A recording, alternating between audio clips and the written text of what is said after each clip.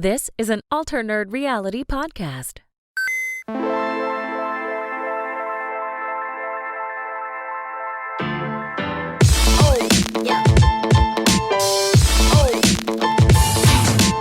Welcome back, everyone, to the Alternerd Reality Podcast, a podcast for all things nerdy, all things gaming, basically all things awesome. I'm one of your hosts, Chewburger84. It is currently October the 4th that we are recording this, folks, so you have a bit of context about what you're about to hear.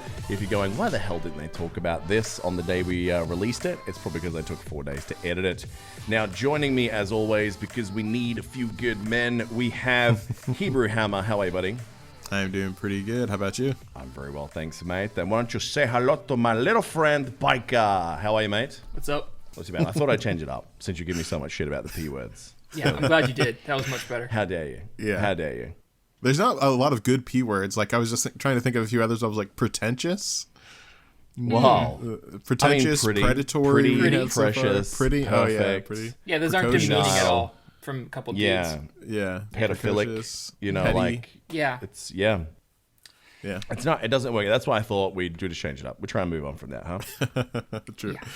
Mate, what a week it has been, ladies and gents. Before we go through the news of the week, let me do the quick sellout stuff that we need to do at the top of the show. So if you are enjoying this podcast, folks, make sure you tell all your nerdy buds about it. Send them our way. Make sure that they hit a like up on the YouTube, subscribe, all the fun stuff.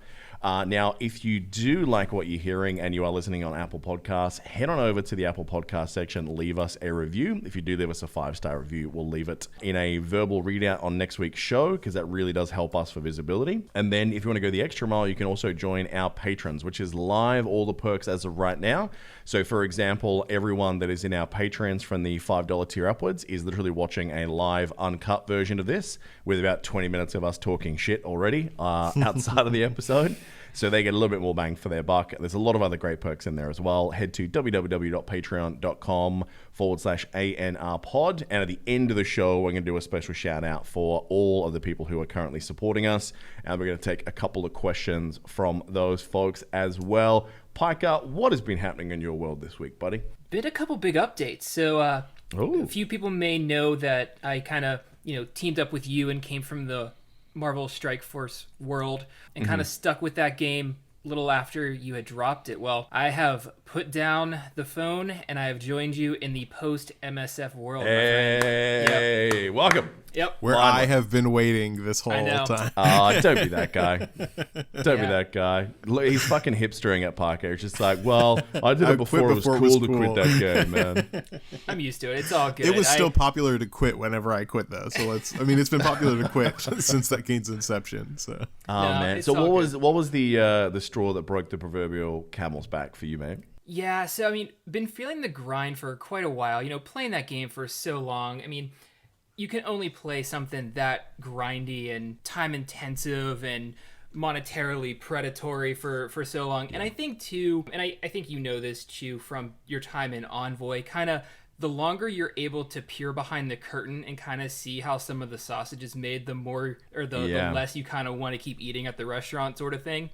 So just too much time kind of raising issues and working for the betterment of players just to get ignored and see nothing change, and seeing with ISO 8 coming, seeing additional levels of grind that you're going to have to do to keep pace, and just not wanting to do that. So it was a fantastic ride. The thing that kept me in it for as long as I was honestly our alliance and the people that we had brought together when we're playing together. Those guys and gals were awesome, and it was really sad saying goodbye to everybody, but it was definitely something that I needed to do. And I know a lot of people that we were also playing with also said goodbye and put down their phones. So had a little camaraderie in the stepping away from this game. So it's been really nice not having to raid or blitz or do any of that, not even logging in. Man, it feels good. There's all this time in my day now that I didn't even realize I had. So I've definitely been enjoying life on the other side of the proverbial screen.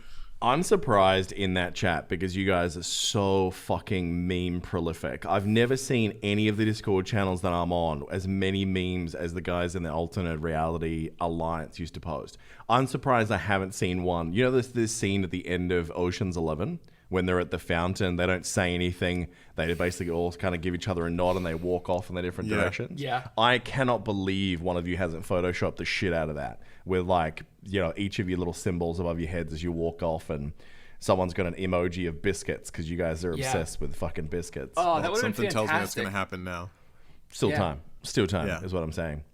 Well, look, I mean, obviously it's always sad to walk away from a game you've been playing for a long time, especially for bad reasons. But I mean, I don't blame you at all. And look, Envoy is a good thing to talk about now that you're out of it too, because you know, both of us went into that thinking this is going to be great because we're going to get access to the devs. We're going to have the opportunity to test things. We're going to have the opportunity to help them and get ahead of things so they don't release things that are broken or are going to piss off the player base, because we wanted that game to succeed. But as we found out very quickly, and this was naivety on our part, let's face it, it wasn't, you know, we weren't duped or anything. That was not what we were there for. We were there basically to do free marketing for the game. And if you weren't playing that game, I'm following a story at the moment. I'm trying to get my hands on proof about the way that they may have been manipulating data via YouTube and podcasts to try and get people to do more of what they wanted. Let me put it that way. I'm following that story at the moment. I'm one screenshot away from sort of putting that out there about how certain things have been doctored to make things look more successful than they really are. Let's put it that way.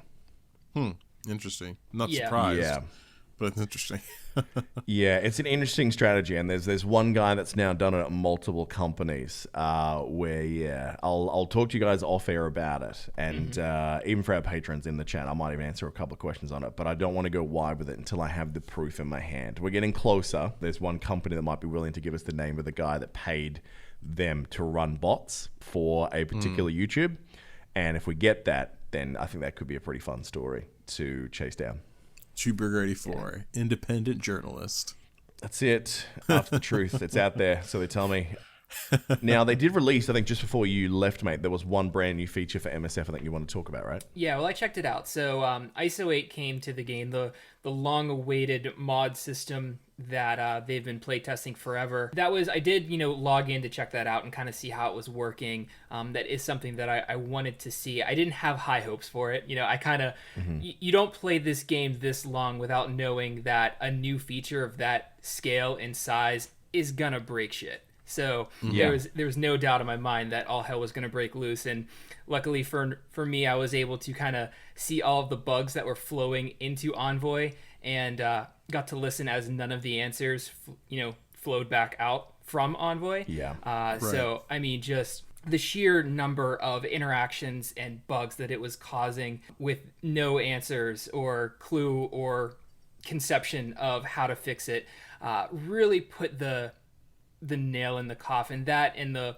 hard pullback from the Blitz and Raid sims that, for all intents and purposes, are completing, just waiting the final monetization being applied to it before they're made available to the players. It was lights out for me. But the mod system, I think so far people are enjoying it. It was never something that was, I think, going to keep me in the game, because from the playtest, the issue that I think I had, and that other players who play tested it can attest to, is at first the system seems great. You get to add new features and a bit of functionality and stat increases to your characters, but at first you do not fully understand and realize the scaling of this, that you're really not going to have any tangible impact until you're at least tier 3 on your ISO, and even then you need that 4th and 5th tier. But the sheer amount of time and cores, if you're impatient, or money with the $50 ISO packs they were selling the day that thing dropped. Jesus Christ. You are just going to shell out money to try to get an advantage. It was not free to play friendly at all. Yeah. The amount of ISO that you're going to need for all of your characters going forward is just going to be, it's not sustainable. You're going to have to pick and choose the few characters that you want to focus on, spend months getting your ISO on them, and then when you're done, oh, guess what? There's brand new characters that have come out while you were doing that now you have to pivot to and now you're behind on. So get that credit card ready. Don't tell the wife what you're spending and remortgage the house. Yeah, it's pretty crazy. Especially because, like, this is why I quit Galaxy of Heroes way back when. Because when they brought out Mods 2.0, it basically said, okay, all the farming you've done over the last couple of years, all the endgame players now, you're at baseline. So you're at exactly the same point now with your character development as anyone that started playing the game yesterday and just got their characters to end level. And that unfortunately, in a lot of ways, is exactly what just happened to MSF. And I don't think people realize that yet, because when you go into wars now, right now, to an extent, everyone's going to be the same, depending on Red Star luck and whether that rolled a certain way. But what's going to happen at the end of this week is that all the whale alliances, and this is their premier game mode, it was already pay to win because you could buy attack energy straight away for cash money and win hours before people who are waiting on the free energy could even log in, right? Yeah. It was such a shit system already that was so skewed to pay to win. That's going to get worse now because, like what you just said, it's going to take months to get one character up. Let's say you pick one of each type of ISO to do, right? So you go, okay, 5 or 6, whatever. There's 6 characters over a couple of months to do one. How many characters are there in the game? There's over 150. And in war, how many do you use? It's what? Teams of 5 on defense is About what, 8? 40. And then same on offense. So you got 80 characters. Yeah. How long is it? Yep. So all the whales, they're going to have theirs in a couple of months. And that means the advantage that they have gets even further and further and further. So the pay-to-win scaling of that game, I don't think people are talking about enough. But in saying that, I'm looking forward to not really having to talk about it anymore. Yeah, there will be no more MSF mishap of the week. That is probably the shortest segment in history. Look, if they find their way into the news, though, Yeah, if something really shitty happens again, which I should say, when something really shitty happens again, yeah, like a big one, it's fun to rag on MSF. Like, it's the one good thing that comes out of it is that they're just such a fucking terribly stupid company. It's fun to just point your fingers and laugh at them sometimes. Well, they give plenty ammunition for the memes. I have to say, like, the way that everyone goes to town, there's 2 like favorite targets of the community to go overboard on the memes, and it's always Cerebro and Cass. And I have to say, some of them are just beautifully done, like just hilarious. So yeah, it's pretty funny. What has been happening out there with you, Hebrew? What have you been watching or playing this week? So not much. Like, my life is pretty like consistent in how it works. So there's no like big surprises or big changes or anything. It's just school and video games and podcasting, and video making. Like, those things are now my life because I can't go anywhere because of COVID. So I'm just inside. Right. So so it's pretty sediment. But that being said, like, I know we're gonna go into it, but I've just been playing so much Genshin Impact. Oh my god. So I know we're going to talk about it more in a little bit, but it's a fantastic game. And other than that, freaking out about The Boys, of course. I know we're talking about that in a little bit too, but just so much good stuff has come out this week. I'm really excited. Yeah, man, it's been a good nerd week. I mean, as we said it last week, the next 3 months, man, is just jam-packed full of nerd awesomeness. Like, I can't believe that we're getting more Mandalorian in weeks from now. Like, the countdown is officially on. Oh my! I forgot about that. Oh my god! Yes, of course you did, because there's so much going on.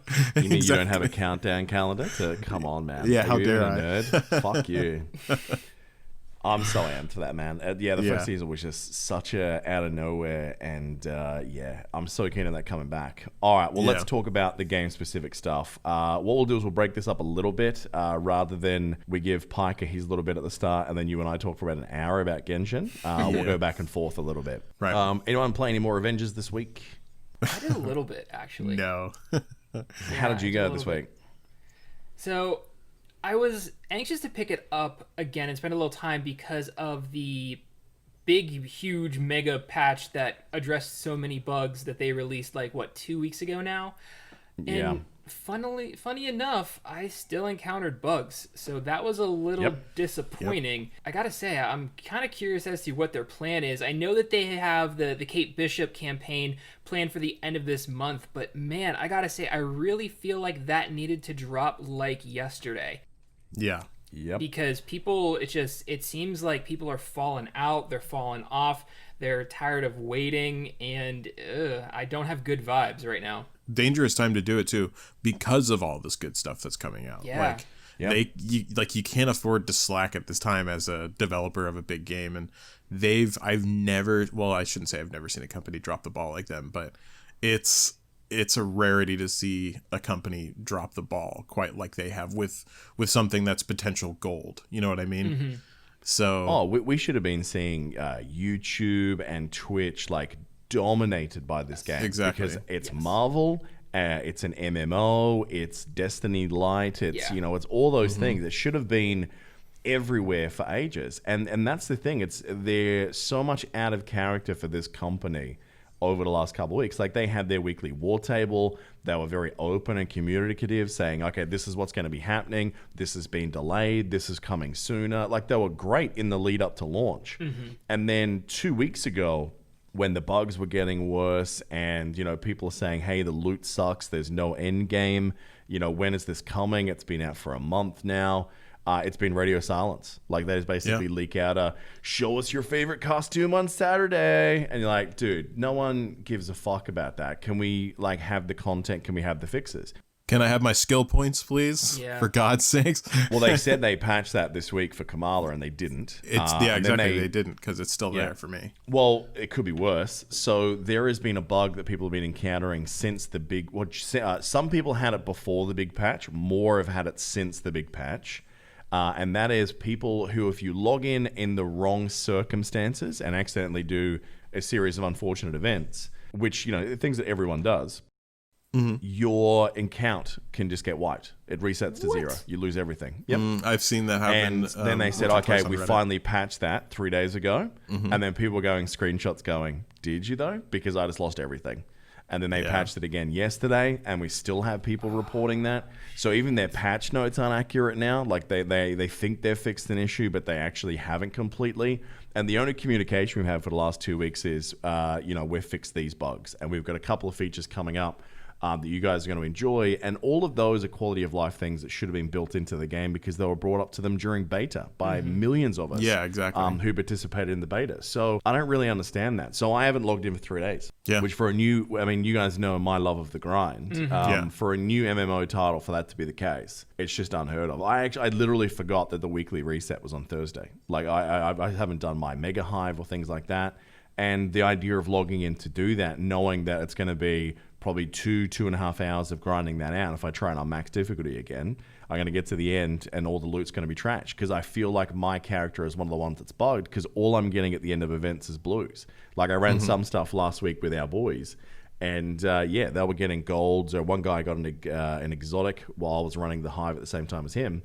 And I walked away with blues at the end and no currency to balance that out. So it's real disappointing. And I think that no one wants to be called Anthem 2.0. And they've been skirting with that tag, and people have been talking about Anthem a lot in terms of this game. And I think that they can't really afford to keep doing this. So whether they're close. I think part of me thinks what they're going to do right now is they're going, well, everyone's going to buy their PS5 and their Xbox. People are going to get re-energized when Spidey drops for Sony especially. What we'll do is we'll just basically relaunch then. I have a feeling what they're going to do is just go, look, we've got the money of the people who have bought it. Do we really give a shit? Obviously, the bad press and the lack of people, pushing the content online right now is not a good look for us, but we can weather the storm because it's Marvel. And then what we'll do is we'll do a content, 1.2 update or something and say, okay, this is now the raids are in, there's Endgame, there's 3 new characters that are amazing, now's the time to join. We see so many games doing this now that I have a feeling they're just like, well, you early adopters can eat a dick. And I think that's just another lesson for gamers to learn that, being early adopters in this day and age isn't necessarily the way forward, but because of loot box systems and grind mechanics, that fear of missing out marketing, it still works. It's like if you're not there day one, you're going to be too far behind. But I just don't think that's the case in some of these games now. I really don't. Just worth wait. Yeah, this game is it's close to dead on my radar because, I hate. I'm so cynical. Honestly, MSF made me very cynical towards developers, I would say. And like seeing how the devs are handling this situation right now is honestly disgusting to me, and I don't think that there's an excuse for it at all. So it's just with this long and me still missing skill points on a character, like that's a very important part of the game. Like that's unacceptable to me. For 2 months now, I've been missing skill points on my character. It's urgent for you because the ability that you were waiting to put it in is actually one of the more important ones for that character. So that's extra suck for you. Yeah. So it's gonna take a lot for me to get back into this game, but we'll see. Yeah, they need a big news announcement very soon. Yes. Let's go from that to something that's very positive. Wasteland 3, I was playing that for the first half of this week. All that free time from Avengers and not playing it was great. I fucking love that game, man. You make me really want to do. get It's it so and much play fun. it just because you should. talk about it and love it so much that like. Well, I mean, it's on feel like I Game should. Pass, right? So you've got an Xbox coming like in a month, right? You need to play that game. It's free I think for I you, will. right? Once you get it, honestly, Yeah. it's so much fun. I think you'll love the world and the comedy and the gameplay is pretty slick as well. There's nothing really new to report on other than the fact that I'm playing it and loving it. It's just so good. Right. A game that I didn't expect to like. It wasn't on my radar. You talked about it on the show last week, and I was like, all right, I'll jump in with you for a bit. And I think all three of us have now played it at different levels. Actually, per usual, I think we've got Pike has dipped his toe in, Mike's gone reasonably hard, and I've gone stupid as per usual. That sounds about right.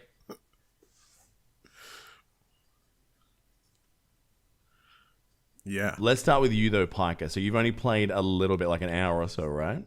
Dude, I haven't even played that much. It was like 10 minutes.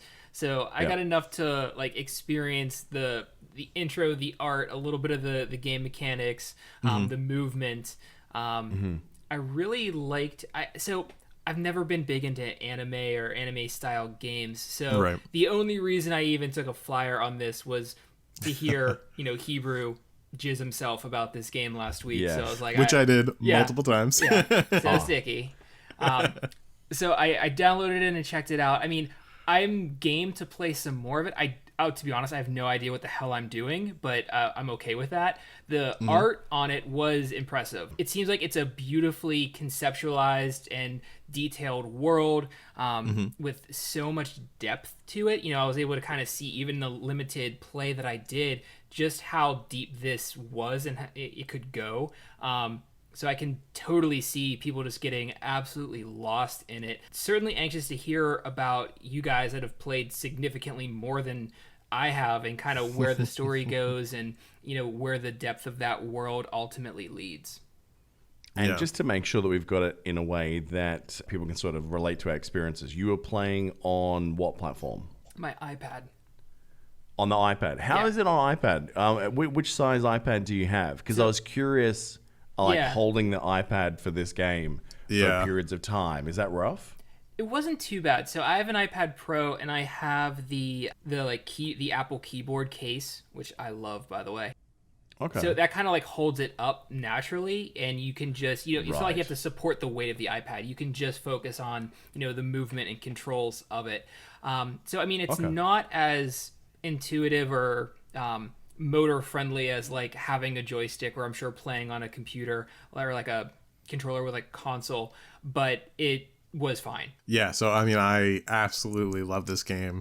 From the look of it, originally whenever it was coming out, I was like, oh, I'm really gonna like this game. I didn't realize how amazing it was gonna be. Now, I want to remind you that you want to do a standalone episode for this week. So before you and I get all gushy and tear on for an hour on this game, I'm reminding you that there's going to be a bonus episode this week just for Genshin Impact, because we just don't want Piker to stand there with Digit in rectum while we just basically circle jerk each other over this game. Exactly. I'll keep it like fairly brief and. I never want to get in the way of a overview. circle jerk. Just let me say that. I want in. Words to live by. You're on cleanup. Oh, Arguably worse. I don't think so. But yeah, so it's honestly an amazing game. I just wasn't expecting to, even though I was expecting to really love it, I wasn't going to. I didn't think I'd like it the way I do. It ticks all my boxes, basically. Everything that I would want in this game is there and more. A few just surprising things that I think people will appreciate, that if you're thinking about, potentially getting into the game, is like, the graphics are beautiful.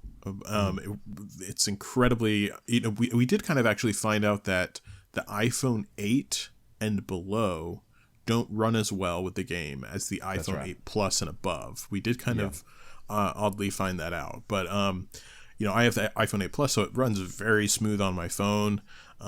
It's just a gorgeous game. And the load times, this is like a little thing, but like the load time of that game is incredibly impressive, especially for a phone. What is about that? I noticed the same thing. It was on my list of things of like, benefits, is that I can't believe how quickly it loads in. Right. The patches are all small. Like the file size of I will say this, the installation process, that was like, long. honestly, set aside like a decent amount of hours for that. Even on PC. The two options. Like, you can either install the full like version of it, or you can just do like the mini install and still play it. I don't even remember shit, that. I know that. Yeah. Yeah, I just went downloaded it all. I think it took about an hour for my phone, and then I didn't play on the PC or anything because I don't have one, but I was told that it was about 3 hours for the PC. Yeah. It was longer for me. I remember downloading like something that was like a full-fledged like AAA like high graphics game that maybe took me like 30, 40 minutes to download like the same day. And then Squadrons, I think it was. And then this thing, it took forever. The tunneling was really bad. I don't know where it was downloading from, but I think like at peak it was like 750 kilobytes. Yeah. Well, but besides that, because that's a one-time thing, but once you're in it, like, my God, like just teleporting from, one end of the map to the other, it's like so quick. And then, and keep in mind that this is a map where once you're in it, there's no load screens. Like once you're in it, as long as you're not teleporting around, like you just go. There's no, standby loading or anything like that. So for especially how high graphically detailed this game is, especially for a phone, it's amazing. I'm constantly surprised by this game. I highly recommend. The combat system is so intuitive, and I have to say, like, the combat or the elemental system that they have in play is one of the coolest systems I've ever played with, and I think it makes combat so much more interesting.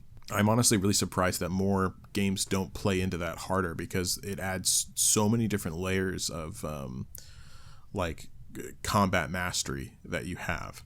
So and the world is really diverse. I mean, there's a core group of enemies that you're going to be facing, like, fairly common, but as far as like bosses and mini bosses and things like that, there's so many different varieties, and all the combat, like, you don't see especially for bosses, I should say, you don't see you see like repeated moves, but it's very dynamic in like the different types of abilities that it has and when it uses them and stuff like that. So it's all just really cool, super impressive, so much fun. It does get a bit grindy on the top, and you're at the grindy part. I'm not quite there yet. I've had a fairly smooth ride with exploring, but I'll let you go ahead and take the reins from there. Yeah, and look, and you mentioned like obviously how good it looks now. Like we've already seen in 1.1 the patch notes, but it looks like 1.1 is going to come through a lot faster than we thought. Yeah. So there's a lot of bonuses. If you're thinking about getting this game, folks, they've said that like all these free bonuses and like free characters, you have to get to a certain point in the game to unlock all the free stuff. And they've said that you need to have done that before patch 1.1. So if you think there's any chance that you are going to play this game, do it now, folks. I think, where do they need to get to? I think there's bonuses right up until AR20, right? Right, exactly. It's a steady bonus leveling system. So like at 5, I think, and then it's 7, and then it's 10, and then it's 15, then it's 20. Yeah, so you do get a lot of free stuff, and one of them is actually a wonderful character that will change the game for you, a fire-based character who throws out a sick chili-eating fire panda, who's one of my favorite characters, for sure. Same.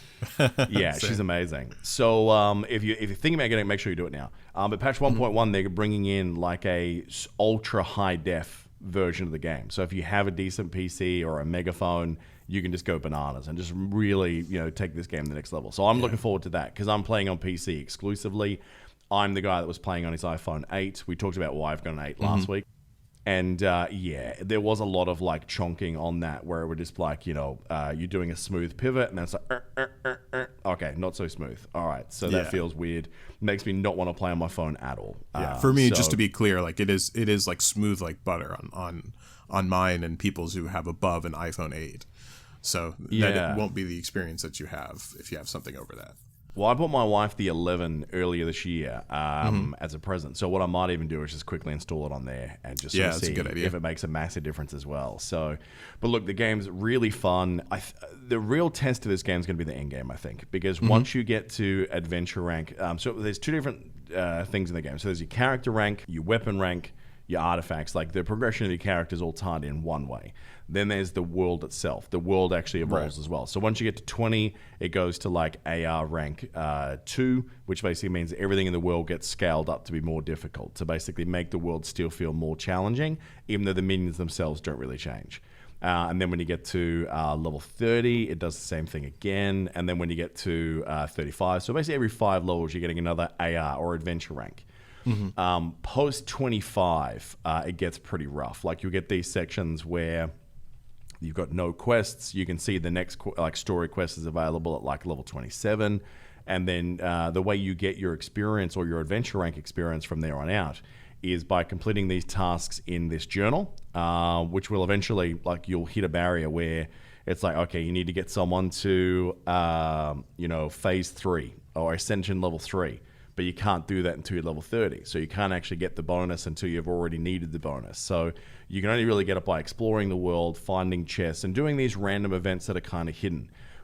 One of the cool things, and I guess in some ways frustrating depending on who you are, about this game, it's not like traditional MMOs where you're flying around looking for that golden exclamation point to say, here is my next quest. A lot of what you are looking for is, that's a weird rock. I wonder if I can break it. Yes, I can. There's a chest in there. Or a character with a quest sometimes. It's like a real treasure hunty game. And as you just said, like just randomly talking to, Grandma Shen Shen. All of a sudden she's got a dog that, whatever. Actually, you were making a sexual reference before. Wait till you get to AR 29. Right. There is a woman in that quest line that is actively flirting with you and is vividly describing how to give the best hand job, right? No, I'm not even kidding. Like, they are not trying to fucking hide it. It is one of the most sexual, non-sexual conversations I've been in the interaction with an NPC, and that's been in games where it's like tap X to fuck. Do you know what I mean? Like, is it like you feel? Oh, she's talking about rhythm, pressure, texture. Like she's going, and you're like 100%. And then like your little, what's her name? Paimon, the little floaty fairy thing with you. Yeah, even Paimon. She's commenting about, like she's like, yeah, I don't want to spoil it for you. I nearly recorded it to put up on YouTube because of how fucking hilarious it is going. This is not even subtle. This is just, I'm definitely talking about hands on dick. It's, yeah. So is this like a porn star describing a hand job in an HR room? Is that what it sounds like? Is that what this scenario is? Yeah, like ASMR type thing. Yeah. So but what you're doing is making perfumes. So you have to basically you have to, So that's what you're actually doing.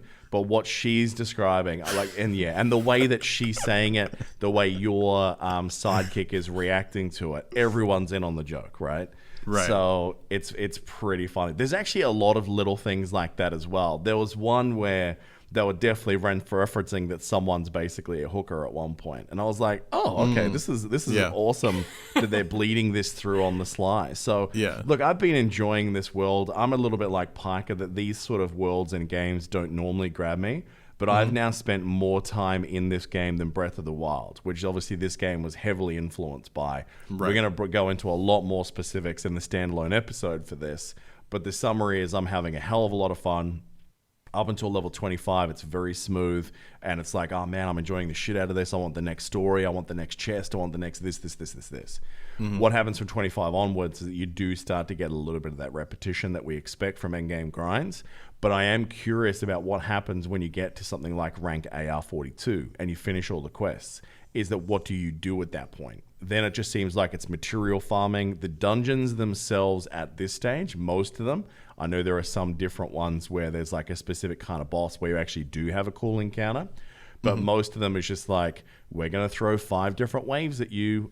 You need to murder them in a time limit. If more than 25 seconds goes by that you didn't kill something, you lose. And that's it. Like, that's all the dungeons are. And they're very spammable. And I am worried that spam is going to be a little bit pay to win. Because it's very free to play friendly, I'd say, if you want to. But you're going to get to a point when all the quests are gone and you've gotten the bulk of a lot of those obvious world things. Unless you really want to go and do the treasure hunting, if you want quick progression, you have to use the resin, which is basically like their campaign energy. So to give you a perspective, an average boss in this game, if you want to do the spamble ones, they're about 40 resin, all right? And you only get 120 free resin a day. So you want to do 3 bosses, that's roughly, let's say, 10 to 15 minutes game time. Once you're geared, it's not long, right? Yeah. And it's like, well, what do I do now? You know, I can go treasure hunting. I can just randomly explore the world and say, I'm going to go off in quadrant A today, quadrant B. If you're like a real one of those guys that like goes, okay, I've done this part of the map. I don't need to come back. I've discovered every secret I possibly could have. I do worry that you can run out of stuff to do in this game. Maybe that's not a bad thing, but if they're selling the MMO experience, what I'm worried about, Piker, and you, is MSF. Yeah. Is that if all they've got coming out in the future, like you say, 1 or 2 new quests every patch, and then it's all about the new characters, having a new character is great, but having somewhere for them to play and experience their... Exactly. What do you do with them? Because so many games of this sort of style, the gotcha variety, it's all about the characters. And for me, you know, new content, you need to have something at least quarterly in those style of games. And if you don't, I just get bored and strike out. Yeah. Well, let me ask you this. Do you think it's a game that you can play casually? Like, is it something that you can kind of dip in and out of? Okay. Definitely. To be honest, I think you're probably going to have a better experience if you do, because you're never going to get that feeling like I do of like, oh man, do I really want to just sit there and grind stuff? I mean, for me, I love listening to a podcast, but my brain's sort of half off while I'm farming. Like I do really well with that, right? You know, sit down for an hour and that's what I do. But I think if you want to just enjoy this game, I think that is the way to play it. If you want to free to play this game and just casually, like, you progress as you progress and you just have fun with the quests and the story, you're not going to feel what we do because of the dailies, right? Because if you're playing casually, you log in, you do your daily, maybe that's 10 minutes, and then you get back to what you were doing. Because you're doing the dailies, you're adventure ranking faster in between those quests than I did, because I was getting 1 daily, but then pushing like 1,000 quests, right? Well, actually, not that many, but you know what I mean. Right. So... yeah, I think the casual experience is probably going to be the more enjoyable one. I don't think you're going to feel that grind anywhere near the same level that I would. Yeah. I will also say, because I think that you're right, and that was something I was going to bring up as well, was just that, like, it's very casual friendly. Like, there's not a lot of pressure to, you know, like, grind super hard. Chew and I have for, like, you know, content reasons, and especially Chew because he's, you know how Chew is. Yeah, neurotic. He fucking goes. Oh, that's my brain. If I get into something and I'm enjoying it, man, like, nothing is half-assed with you. I need to optimize this. That's my brain. But yeah, so that being said, like, one thing I do look for now, especially as I kind of brought up before, is like how the devs are, like, how do they work, what's their track record, that kind of thing. You know, this is only their second game. I want to say just how impressed I am with them. So, like, this is only their second game, and their first game was its sister game called Honkai Impact, or was it Honkai? Yeah, Honkai Impact. Yeah, that's right. I played a little bit of it, but I did some research on it as well. It is, first of all, an incredibly popular game. It is a similar-ish styling. It's a little more like futuristic as opposed to this styling. But, you know, amazing stuff there. And where you see it was released, it was still a great game. And then to where it is now in its life cycle, they've done regular content pushes. They've done tons of characters, tons of new, you know, campaign and everything like that. People that are in that sphere love the game and the devs. And so that was one of the things I was really looking for. And since I had time before this game released, I kind of dove into that. Here, it's looking very good already.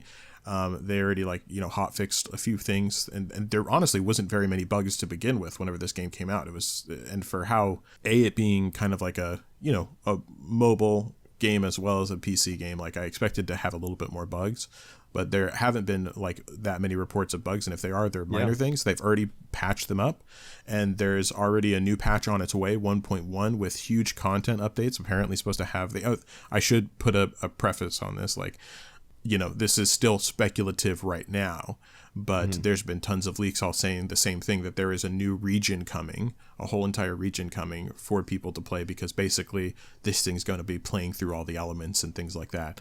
And so there's a whole new region coming in.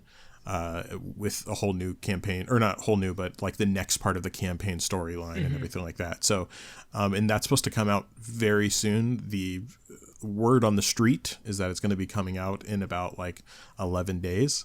Yeah. But, we'll see. Either way, it's most likely coming, worst case in like 30 days or so from now. But either way, it's very promising. It looks promising. These devs are on top of it, and you can tell they care about the game. Like, they've put a lot of time and energy and passion into this game. So I'm impressed. Nice. Yeah. And for those of you that are gotcha familiar as well, I think it's very free-to-play friendly. I think the currency they're throwing out as free-to-play is crazy. Because I didn't have to buy a couple of the games that I have played this last month, and because I haven't had a gotcha game in my rotation, I've actually had like a fair bit of my gaming budget freed up. So I put $200 into the game just to basically say, okay, what would I have paid for all those games otherwise to test the economy? You can obviously, if you get lucky, get some great characters which really make the game easier to play, but the game is doable with the basic characters. Like, I it think really very is doable. Yeah, I mean, there are definitely situations where you're like, shit, it would have been nice to have a good Claymore character right now, or it would have been great to have like a cryo character for this particular puzzle. Like, there are some boss fights which are a grind if you don't have the right character. That's definitely a thing. But I think at this point, I'm really impressed with how free-to-play friendly, how casual friendly it seems to be. But the main exciting thing for me is they spent a long time in beta. The feedback from the people who were in there is that they really listened and they made the changes. And that already before that 1.1 comes out, whether it's 11 days or towards the end of it, they're already announced betas for this content and for the content that we haven't even seen yet. So they want people to test it to make sure they've got it right. And that's really encouraging, because so many of these games, once they've launched, they're like, well, we don't need to beta test shit now. We know what we're doing. Yeah. Right. And then they lose their way. We play games like that in the last couple of years. So, this game is really encouraging. And I think it's one of those ones that, if you do game on your phone, you should definitely give it a shot. But as someone who loves to play these kind of games on PC, it feels real good. It runs incredibly well. It looks good. The combat feels amazing. It feels very dynamic. I do worry that combat system is going to feel a little bit repetitive when you're playing the same 4 characters all the time eventually, because it's going to be this whole do this. But the fact you can dance between 4 different characters is pretty cool. Yeah. The dungeons are a little bit samey. Have you played any multiplayer yet, Mike? No, I haven't played any multiplayer yet, but I've done the dungeons, and I agree. I actually thought that it was going to be a little bit more than what it was, considering like the dungeons that you can go, or not the dungeons, but like the areas that are kind of dungeony that you go through in the story. You know what I mean? I thought it was going to be a little bit more like that. But I was told that apparently, this is speculative again, but there's supposed to be in one of their, either the next one or the one after that, 8-player dungeons coming out that are supposed to be more like that, like raidy dungeons. That's cool. But yeah, that's still speculative. But yeah, keep going. Yeah. Oh, no, very encouraging. But I think it's, to me, what the multiplayer seems to be at the moment is, okay, you need a couple of resources. You want to get it done quick. Team up with some people. And the group find is sensational. Like, I haven't had to wait really longer good. than 8 seconds. I actually have been timing all of my waits.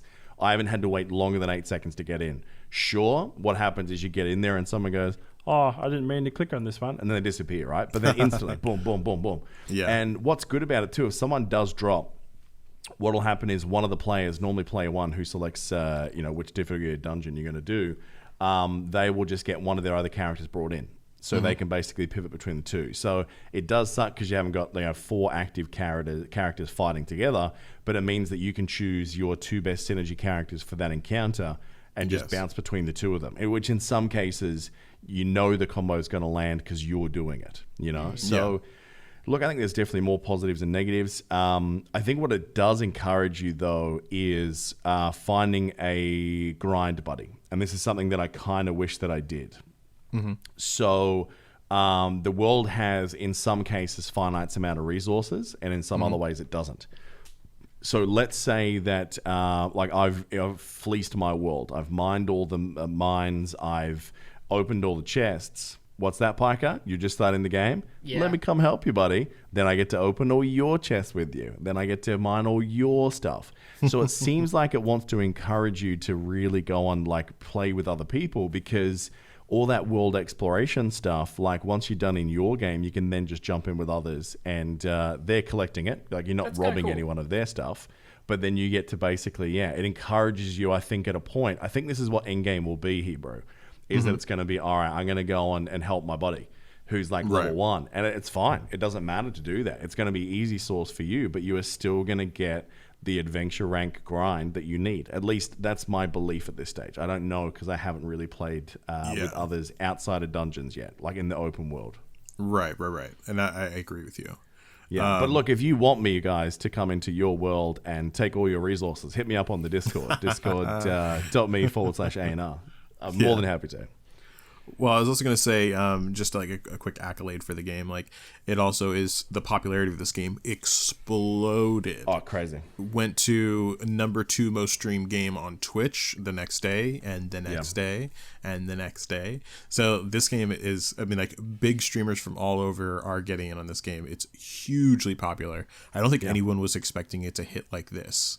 So accessible. That's it. Yeah, I think it's, the fact that it's, which I'm not sure if we've mentioned this yet, but it is cross-platform, cross-save, with the exception of PS4. You can play with people on the PS4 from any other console, but you cannot save and then cross-play. Apparently, there's an issue with PlayStation not allowing that. Yeah. So that, for some reason, is the scenario. It's a real shame. Switch is going to be coming soon, and we don't know if that's going to be the same situation for Switch or not, but just being able to save your data and go play on the PC or go play on your phone or whatever, is so nice. Shit, if it's cross save on Switch, I know where I'm playing it. Like it's just same. Same. I've got a sneaky suspicion though it's going to look like dog shit on the Switch compared to mobile. I've just got this feeling it's going to be like a really bad port graphically, but I think performance wise it'll work really well. Well, you need to because you don't want to tax the Switch. I played Mortal Kombat 11 as a test on Switch versus PC. Bro, it looks like PS2 sort of era. It's bad. Apparently, there's Xbox controller support for this game. Yeah, I'm not surprised by that. Yeah, you'll have to, you'll have to check that, but or we'll have to check that afterwards. But I'm not 100% sure. But there's Xbox support. Xbox controller support, I've heard that. And then also, I'm probably going to be doing this actually, getting a controller that you can do with your phone. I'll probably be doing that as well because it'll make it a little bit easier. Sure. But yeah. Look, we're gonna I know we talked about it for a while already, but we're gonna go a lot more in depth and talk about like some of our specific loves of the game in a standalone episode. So we want to start doing more of that for you guys on the podcast as well. Giving you some standalone episodes of things we really love. So if it does interest you, you can tune into those bonus episodes. If you're like, dude, I could not give a shit about Genshin Impact and MMOs, you can just skip it. And then you've got the weekly one for this. So we're going to break up our big segments a little bit more to give you more of what you love and also less of what you're not into. So hopefully that works for you. Make sure you give us that feedback, guys. Head on over to the Discord, like I said, discord.me/ANR, as in alternate reality. And we want to make this show what you guys want more of. So we can't please everyone. We know that, but we're going to try and get better at breaking that up where it makes sense. Yes. Hiker. Yes, sir. Last week, we talked about what was one of the biggest Twitch trending games. I think it is still number 1 at the moment, T-Brew. Is Among Us. Yeah. It's up there either way. And that piqued your interest and many of our Alternate Reality Alliance mates from MSF. You guys ended up playing a few games after our chat last week. Yeah. How'd you find it?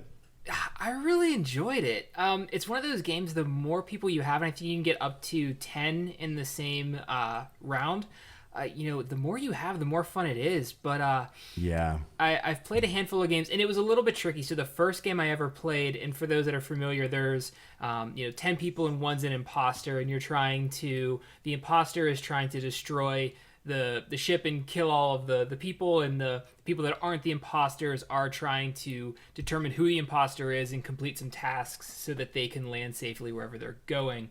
The first game I ever played, I was the imposter, and so I had no freaking clue what I was doing or what I should be doing. Needless to say, it ended very quickly, and I was discovered very rapidly. But since then, I've had a ton of fun, just playing with some great friends, and the mind games that you can play, and that people get into, and they're like, you're the imposter, no, you're the imposter.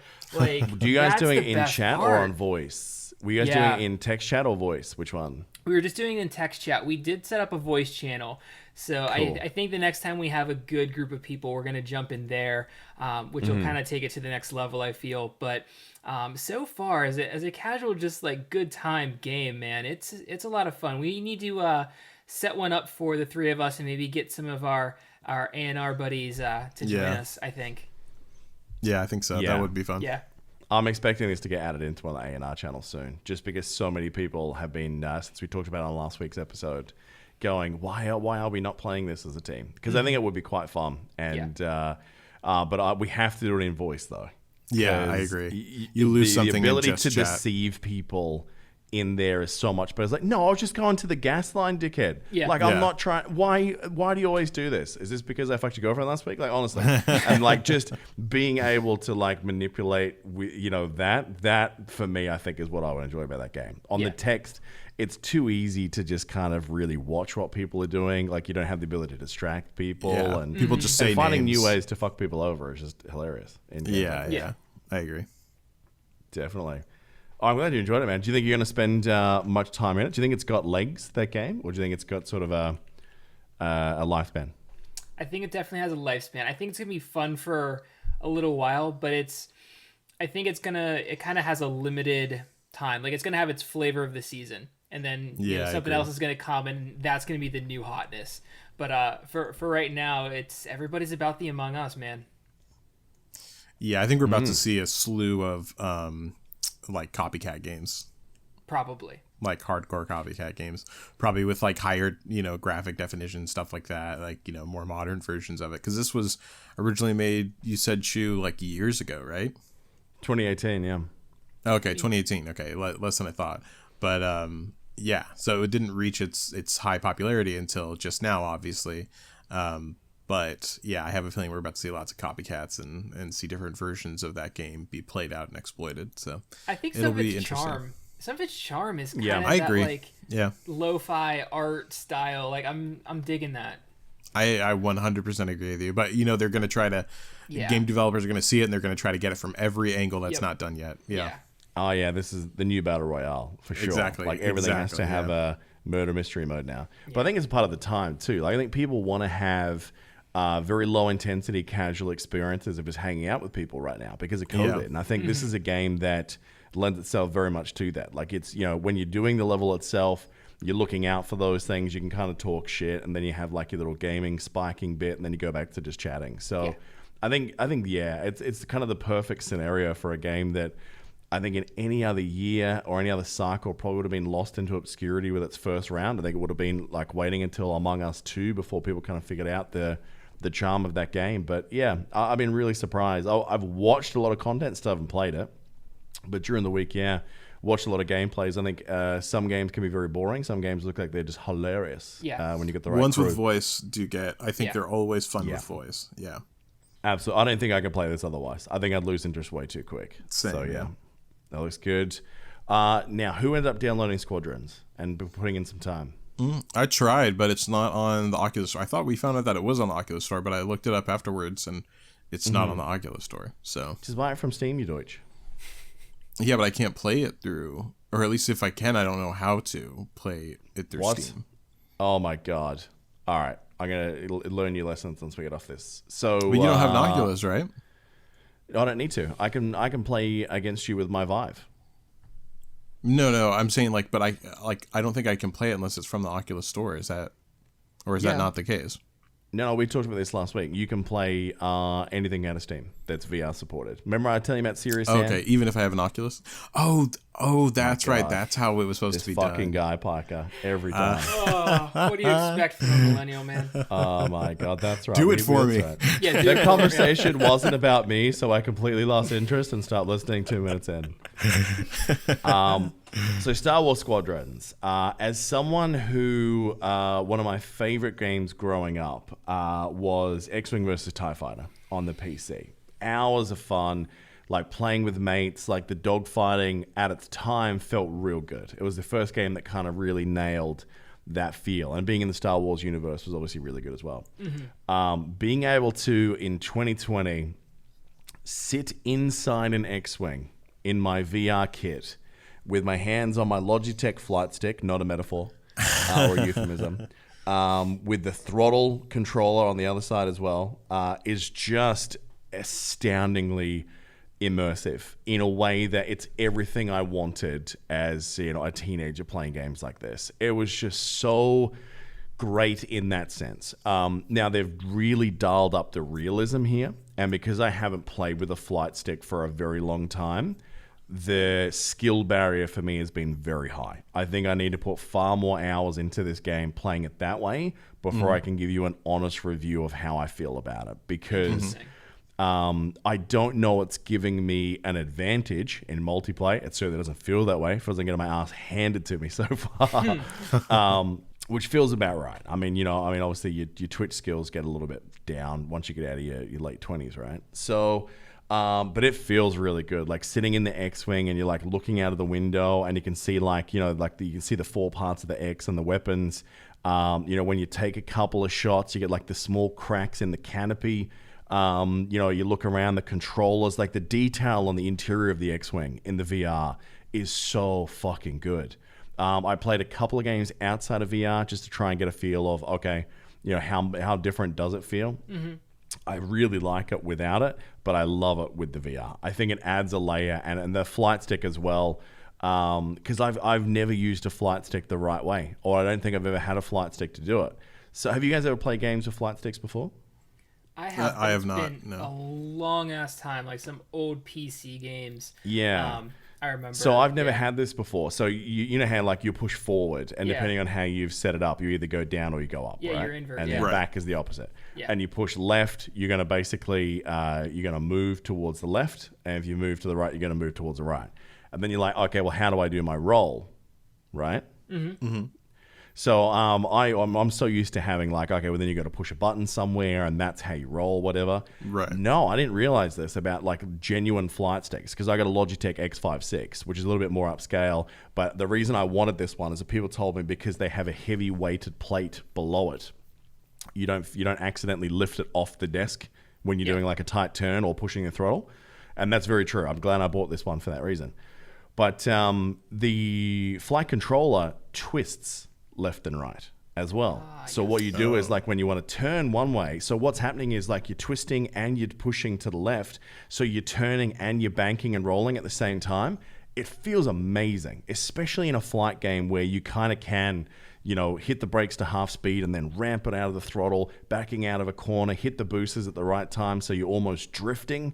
It feels fucking great. Like, it really does. And the fact that it's got Star Wars on top of all of that, so you're sitting in a goddamn X-Wing, like the nerd legitimacy feels like just high. It's such a wonderful experience. Even if I don't get much out of it past the campaign, if I don't like fall into the love of multiplayer, but given that my mates who I used to play this with have actually picked it up and they're loving it on PlayStation, and the fact that it is crossplay and that crossplay is working well, which was a really big surprise. I could spend some hours in it. I don't know which way it's going to go yet. I will say that yesterday I was a bit run down because the kid had some issues. That's the first time in a while that I actually had some issues with having to take the VR off because I was a bit, Jesus. Oh, really? Whereas the day before, I didn't get that. So I don't know whether I changed settings or something, whatever. It's not as intuitive as I would love. So you can't launch it. Hebrew as VR. You have to go into the game and then toggle VR on. It's a really fucking weird setup that I've never had to do in any other VR game. Maybe it's different if you launch it out of Steam, but because I've got the EA Play subscription from last year's Anthem deal, I didn't have to pay a cent for this game. So I'm launching it from there. And from the Origin or from the EA Play Pro subscription service, it's a shit launch system. I think it's probably better out of Steam. Once we get you buying it through there, which I'll have to re-educate you again, apparently.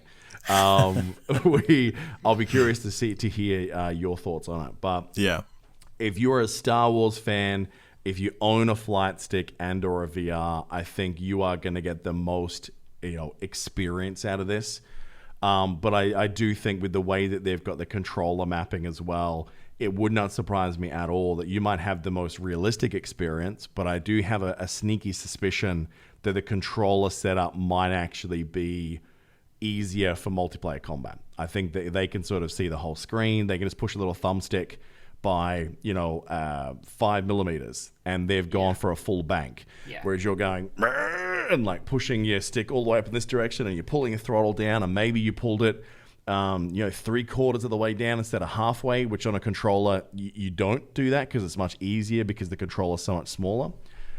I think they might have an advantage on controllers. That's not a bad thing because it means accessibility to the game is better.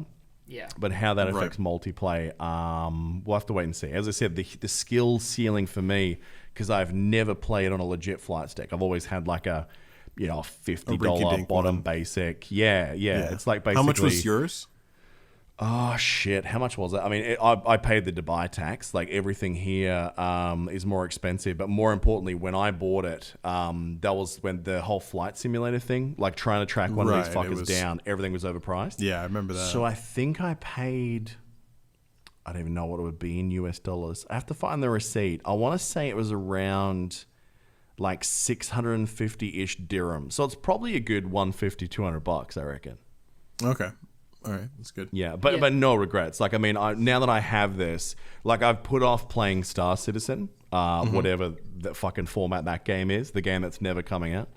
Now that I have this, I'm definitely going to dive back in. And Elite Dangerous as well. One of the things that I didn't really get into Elite Dangerous in VR is because, like, with the keyboard, it felt fucking terrible because you're like, I can't see what button I need to push, and it didn't feel good. But now that I've got the flight controller and you can map them because there's so many goddamn buttons, and like just having all the cool toggles, and I can't rave about this controller enough either. Like, it's all metal, so like when you flick a little tag, it feels like something off a movie set. It's just my nerd senses have just been tingling all week. Honestly, guys, it's been a really like life experience tick for me to play a Star Wars game like this in VR. I want to see you stream it.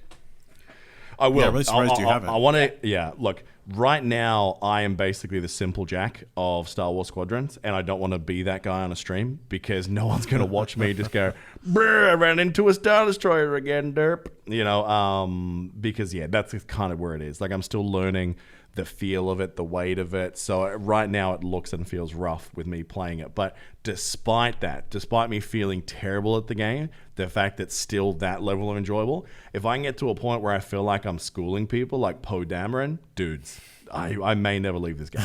Yeah, I think everybody listening to this podcast right now would love to see you as Simple Jack playing this game. Yeah, exactly. I think that's an advertisement more so than anything else. Oh god, I don't like. Okay, so you guys know my personality. I hate things that I'm not good at. Like, I will work hard to be good at it, right? And I hate it when I'm not. I get so frustrated, and people like think I'm an asshole sometimes because they think I'm cranky at them. But it's just that I do not like being bad at things. Like, my ego will not accept it. Right? It just doesn't have it. So, yeah, it's one of those things. But look, if you're a Star Wars fan, pick it up. The fact that it's cross-play, you can play with your friends anywhere. Why the fuck aren't more people doing this company-wise? Like, it's the move. Right? If you allow people to play together wherever they are, they're going to do it. So, it's good. All right, let's talk TV and movies. The Boys.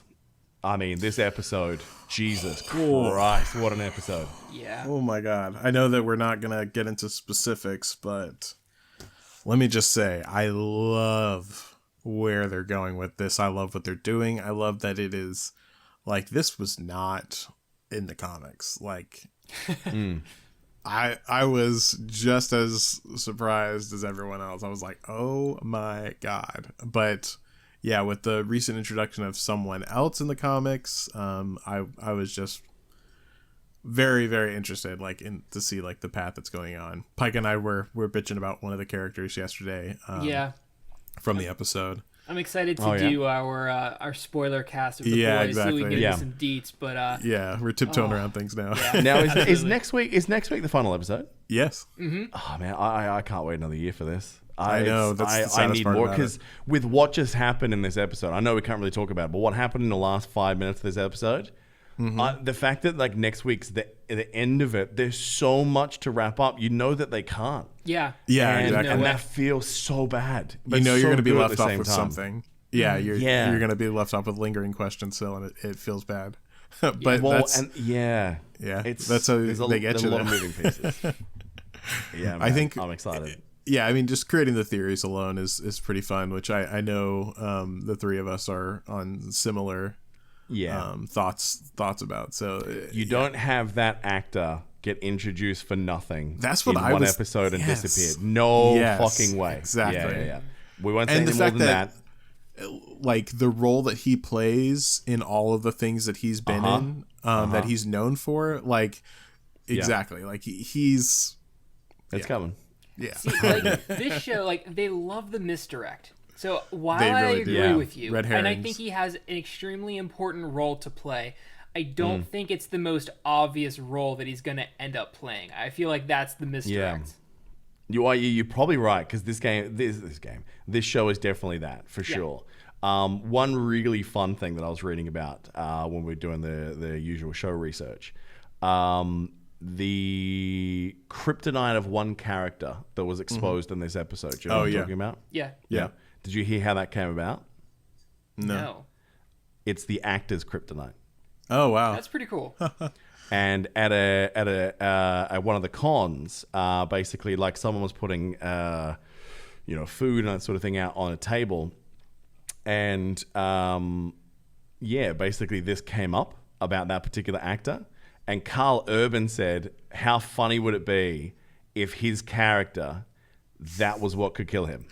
And Eric Kripke went, "That is a fucking fantastic idea. Yeah. That is not in the comics. They literally it came from a random conversation with the showrunner and Carl Urban at a Comic-Con. That makes to a lot me- more sense. Yeah. Now, because that wasn't. I was thinking to myself, I'm like, I don't think that was in the comics at all, or if it was, I wasn't. didn't see that part. Well, so, not only that, makes I more didn't sense. realize it was a payout. Right? You know how Yeah. like sometimes they set up little things and you go, "Oh, okay, that's going to play out later." Mm-hmm. I completely missed it. That scene a couple of episodes ago where that character goes to the nerdy IT chick and says, "I want you to track down this person for Yeah. me." What does he make her do? I don't remember now. He holds out a bin and makes her throw something in it before he That's talks to her. right. Oh, Didn't know. I still don't. And I was like, "Oh, remember that part. shit." I need to go back and watch it. Well, Do and it. Honestly, also- it's there. It's right in Yeah. front of us. And I Okay. love it when shows do that. Where like you're Same. watching it the second time and you go, "Fuck you. You told Yeah. me. You told me like in episode 2 that this was going to Yeah. happen. I wasn't listening." I love it. I and love there the was a- show so much. Yeah, there was another episode too where, not to get too, I mean, it's not that huge, but like Starlight and Huey are getting stuff out of a vending machine, and he Yeah. starts giving her shit about what she selected. That's right. Yeah, Yep. And that's exactly why that was in the room at the time. Yeah, all that. Like it was all set up to that point. That's awesome. I feel like they really wasted one particular character over the last 3 episodes. Like what a fucking disappointment that was. yes, Yeah. We need this spoiler cast. Let's not waste any people's time with us going, because people who have seen it are going to know what we're talking about. People who Yeah. haven't just gone, this conversation sucks. Yeah. If you're not watching The Boys, dude. Do it. Shape up. First of all, you've lost 12 nerd points, and Yeah. Gryffindor is banned from the Christmas party now because you fucked up. But honestly, you have to watch this show. Even if you're not a superhero guy, I mean, let's talk about, if you love commentary on the world the way it is, this episode, the first 20 minutes, Hebrew, that is how you do social commentary while making Yes. entertainment the right way. Fuck me, was it good. 100%. Yep. Love it. Love it so Everything much. about the show is honestly beautiful, so well crafted. It's a work of art, honestly. Yeah, absolutely. So we went from something we love. Let's talk about something that is potentially not negative, but definitely something that we need a reminder every now and again. Piker, you ended up watching The Social Dilemma. yes, I did on Netflix. Oh, Have you seen it yet, Hebrew? No, what is it? No, So- neither have I. Everyone tells me we need to watch it. you because of do. what we Both of do. you need to watch it. Hebrew, Yeah. you won't be as affected because you have shied away from all social networking platforms Yeah. thus far in your life, but still, it goes a lot deeper than that. So it's a documentary, and it's put together by a number of tech evangelists and tech ethics people, Facebook employees, Google employees, Pinterest, Twitter, the actual developers and coders that have put a lot of these tools, systems, and interfaces together, and how we become addicted to checking our emails on our phone, the impulse snaps and the taps, and how things load, how they're actually engineered to want more and more of our attention. But then beyond that, how the way that we have interfaced with technology has been bought by advertisers, and any application or system that you're using that you're not paying for, ultimately you are the commodity that's being sold to advertisers, and how they're tracking your online habits and building profiles and using that information to serve you ads and make you more and more addicted to these platforms and these technologies. It will scare the shit out of you, especially if you have kids. It will just terrify you, but it will also kind of, at least in the way that I kind of stepped away from it, was it made me so much more aware of what was going on, so that I can make some beneficial changes just in my life and for my family. So I highly recommend everyone check it out, just because it's an important thing to be informed about and what's going on. And it really explains kind of a lot of what I think we're experiencing globally, with a lot of social unrest, a lot of polarization. It seems like it points to a number of things that we haven't really faced or wanted to examine, and ultimately what some of the repercussions of that ignorance is leading to. Not to get too preachy or on a soapbox or anything, but it's definitely impacted the way that I'm looking at technology and using it. In the past week, it's been kind of nice. I actually played a real board game, with my wife and my son. I've been reading him a story from an actual book, that has paper and pages. What are those? And ink and typeface on it.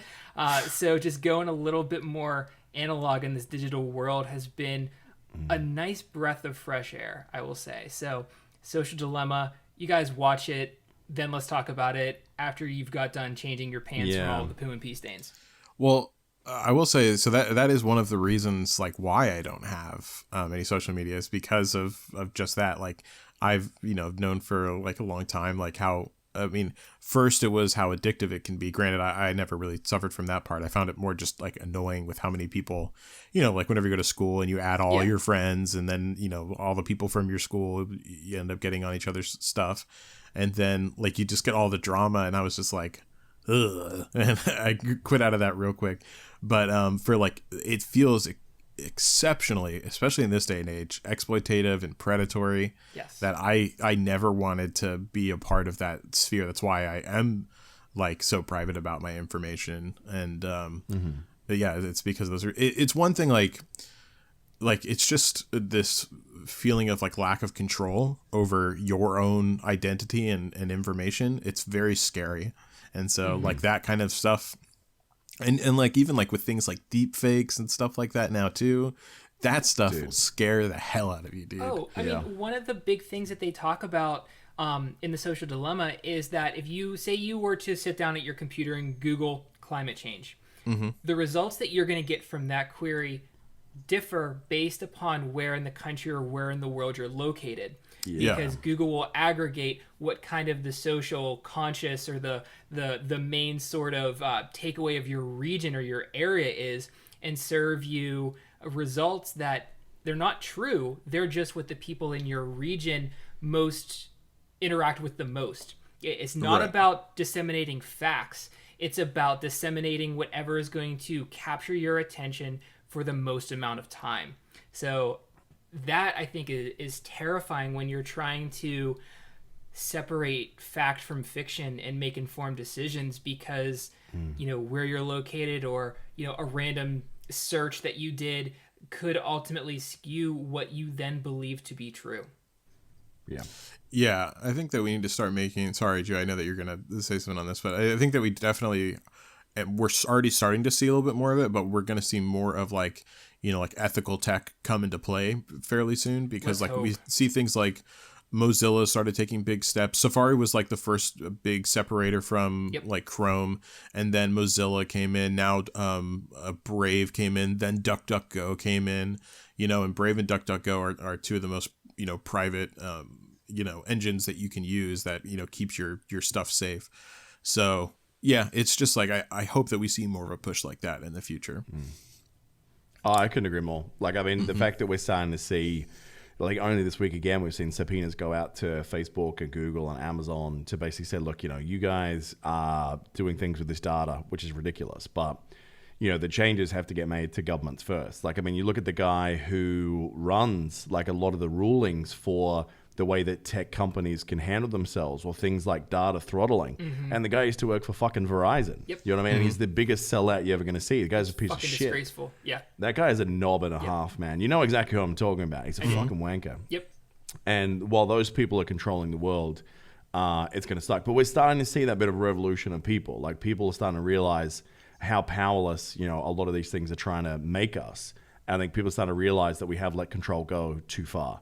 And, ultimately, it's now time to, people to sort of band together and do that. So I'm not going to bang that out on this particular episode. That might even be a porn and politics episode when we resurrect that show, Hebrew. And you have to join us for that one for sure, Piker, because, there's some dark shit in what's been happening in the last couple of years, especially in regards to data and perversion thereof. But Yeah. and commercialization thereof as well. Yeah, and heads of companies walking away after huge data breaches that affect millions of people financially, and walking away with a slap on the wrist and a fine that covers like 1% of what they're going to be making that year in profit. Which somehow they Fucking could retarded. probably write off as a fucking tax deduction because You're it was a right. business expense. So you know what I mean? Granted, Like, they don't 'cause the pay their government- taxes to begin with, but yeah. Well, you make good points. Yeah. The best thing that happened to that for you guys over there is Trump getting caught so hard about. I mean, he doesn't seem like he's done anything illegal, but the fact that that system allows you to do that shit is, I think now it's exposed that so many people on the left hate that guy. It's going to spring them into action because now they have a poster child for it. So yeah, but then again, All right. like he became president and he's still in the same situation even after the fact that we know that all of that stuff happened. yeah, Like paying it doesn't $750 or whatever it was as the president of the United States feels like pretty the rough. fact that that's still okay and that he's still in office after something like that, like Yeah. is more demoralizing than anything else, honestly, because it shows how little people actually care about. Well, important hypocritical stuff as like well. that. To stand there and just Yeah. go, Americans need to pay their taxes. They need to do your part for the country. Not me, though. I'm exempt because I'm the Donald. That's fucking ridiculous. I mean, he straight up lied. I mean, like, now we know he straight up lied about it. Why is that not, like, because he said surprised that over guy and lied. over again. I that- mean, my favorite thing this week, though, is that dipshit got COVID. Let's not go into it now, but how fucking funny. The irony of that is lost on no one. Yeah. Except for maybe, like, people from the South. And people think that it might not actually be true and that it might be a political move.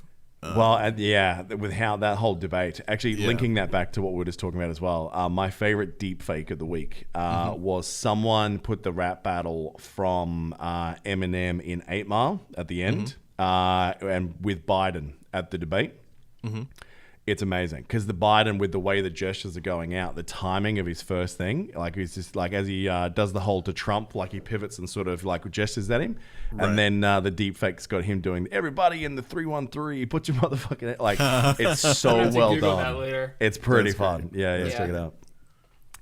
Okay, last thing that we're seeing during the week, and I'm pissed off that I cannot find a version of this to watch right now. The South Park COVID special. I want to watch this so badly. Did you catch it, Hebrew? I know Piker did. I did not, but is this the one where they break the fourth wall? Apparently, at the end, and tell people to vote, right? Yes. Yeah, heard about it because it was big on the news. Like, oh my god, like they just did this. But yeah, I haven't watched it yet. You guys should How's check the it episode out. itself, though, despite the political... Oh, I intend to, but how did you enjoy it? I really enjoyed it. I have not watched an episode of the South Park in literally years, but Right. even taking that break, jumping back in, it was exactly what you would expect. There's a reassurance whenever there's some things that just don't change. This South Park, the COVID special was that. Like, it was everything you would expect it to be. It was so... The humor was so smart and culturally relevant and on point. It was hysterical. And then in the same token, it was so fucking ridiculous. You're like, what is even happening right now? So that combination was a lot of fun. You guys should check it out. I think you'd really enjoy it. I'm gonna watch it after this. Yeah. I think. Yeah. If you find a decent link that I can, even though I have to pay for it, like I can VPN on, let me know because I want to watch this so badly. Yeah. Because every time there's like a big political thing somewhere in the world and they're doing an episode just about that, I will bump in like 2 or 3 episodes a season when I know they've done it. The last one I watched was the China one where they really went hard on China and Disney and the whole Tegrity Farms thing. Do you guys watch that episode with like Winnie the Pooh and stuff? Oh, yeah. I didn't watch that. Oh my fucking Tegrity God. Farms. Yeah. They definitely continued the Mickey Mouse storyline into this episode. Yeah. They wrote that so hard. Yeah. Oh, good.